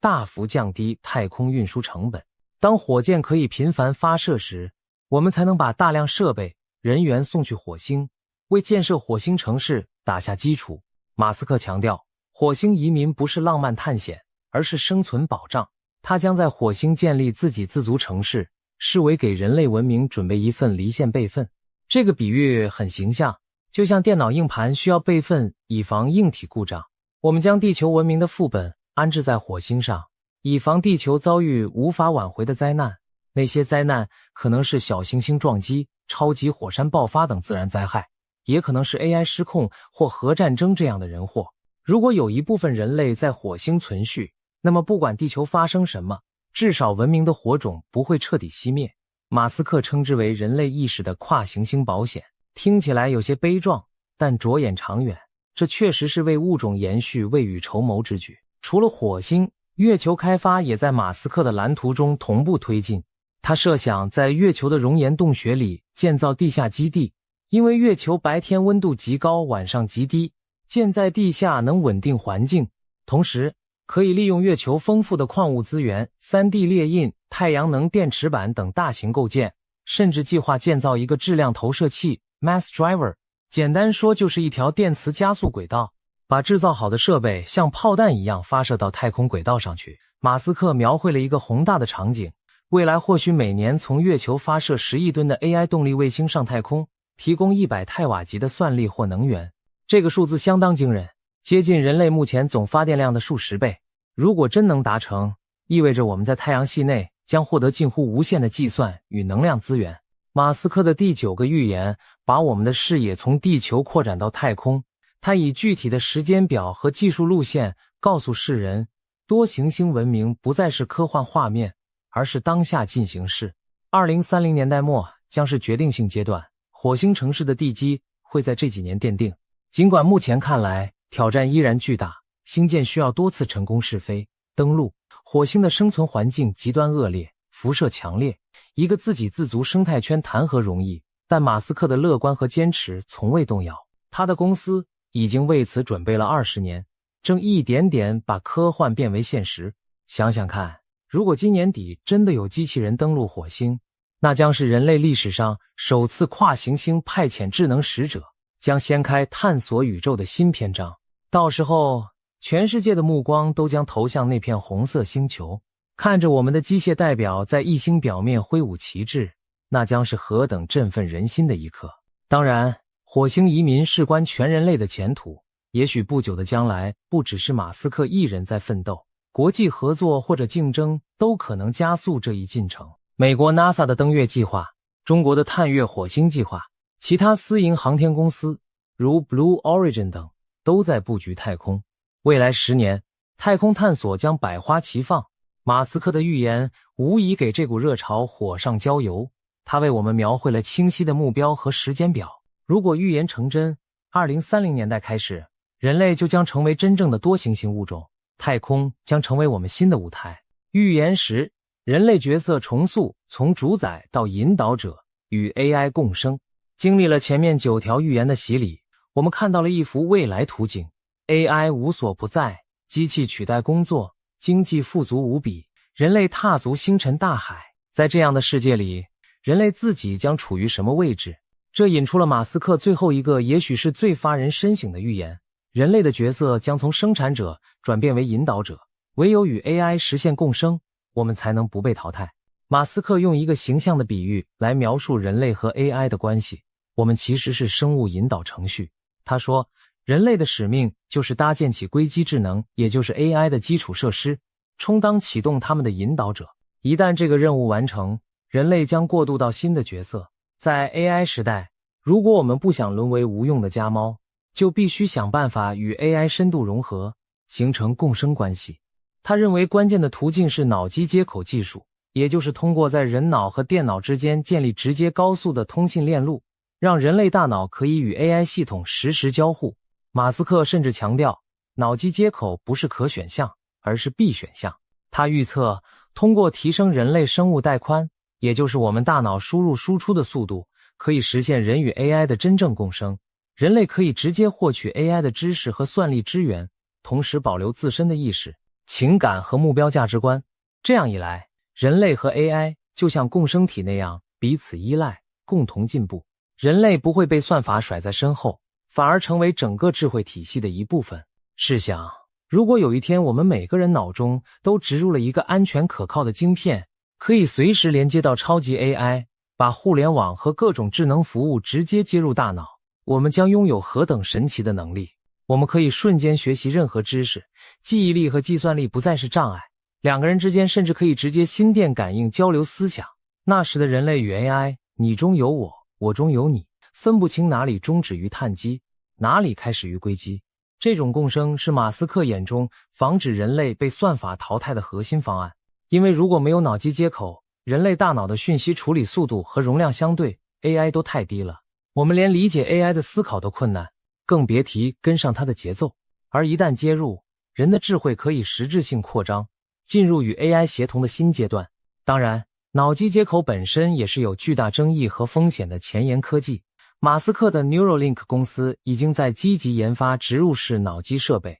也进行了一些动物和早期人体试验，但安全性、伦理问题仍需克服。许多人一听到在脑子里放晶片就不寒而栗，担心这会不会让人变成半机械怪物，甚至被黑客控制大脑。这种担忧并非多余。然而马斯克相信，最终这是人类必须跨出的步伐，仿佛进化史上生物共生的又一次飞跃。人类只有拥抱科技植入自身，才能继续掌控命运。人类究竟会成为 AI 的主人还是宠物？这是很多悲观者提出的问题。马斯克给出的答案是，既不做主人，也不做宠物，而是做共生伙伴。我们将不再以劳动者和生产者的身份定义自己，因为 AI 比我们更能干。我们要成为 AI 的导师、伙伴，将人性的好奇、创造、美和爱融入 AI 的发展中，引导这个新兴的超智体朝着我们期望的方向成长。同时，我们自己也借助 AI 的力量进化到新的形态，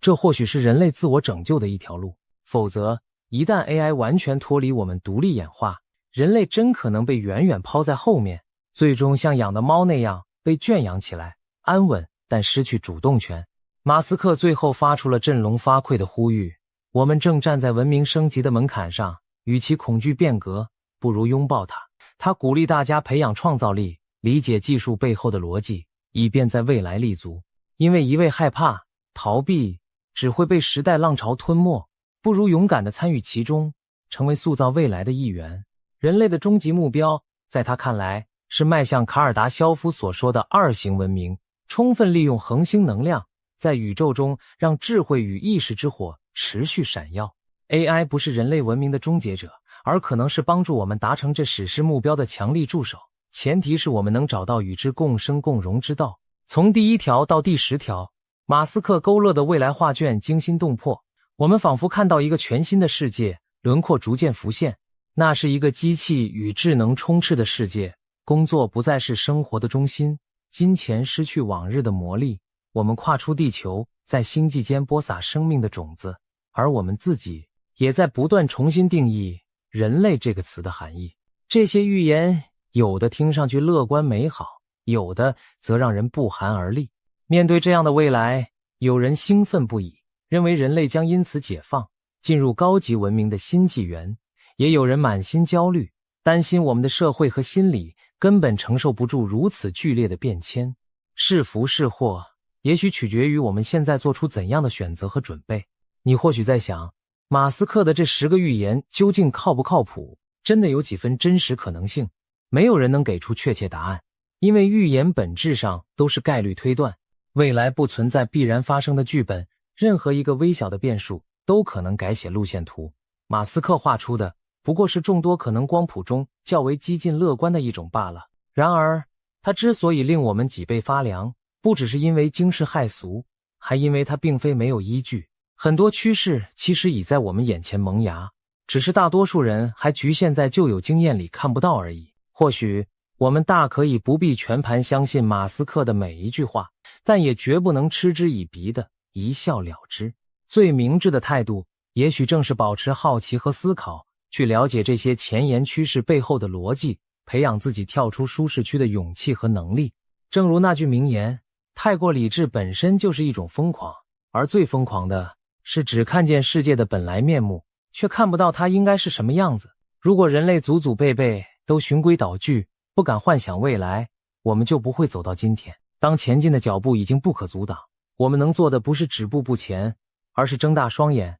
带着勇气和理智，投身这场伟大的冒险。马斯克的预言中有振奋人心的宏图，也有令人胆寒的挑战，但不管你是否认同他的判断，有一点是确定的，巨变正在发生，技术洪流正推着人类走向一个全新的拐点，是惊涛骇浪还是乘风破浪，就看我们如何掌舵。历史已多次证明，人类最伟大的力量在于将不可思议化为现实，在困境中创造希望。面对 AI 时代和未知的未来，我们或许只需秉持这股韧性和勇气，主动去探索，去适应，去引导。也许若干年后回头看，我们会发现马斯克那些听似疯狂的预言早已稀松平常，而我们自己将成为书写这一新篇章的主角之一。那么，你准备好迎接这个可能比科幻小说还要科幻的未来了吗？让我们拭目以待，同时积极地为它做好准备。正如马斯克所言，与其畏惧，不如拥抱变革。因为未来属于那些为之做好准备的人类，让我们怀抱好奇，直面挑战，用智慧和初心引领科技，迎接人类新的黎明。这也许才是面对脊背发凉的预言时最勇敢也最明智的态度。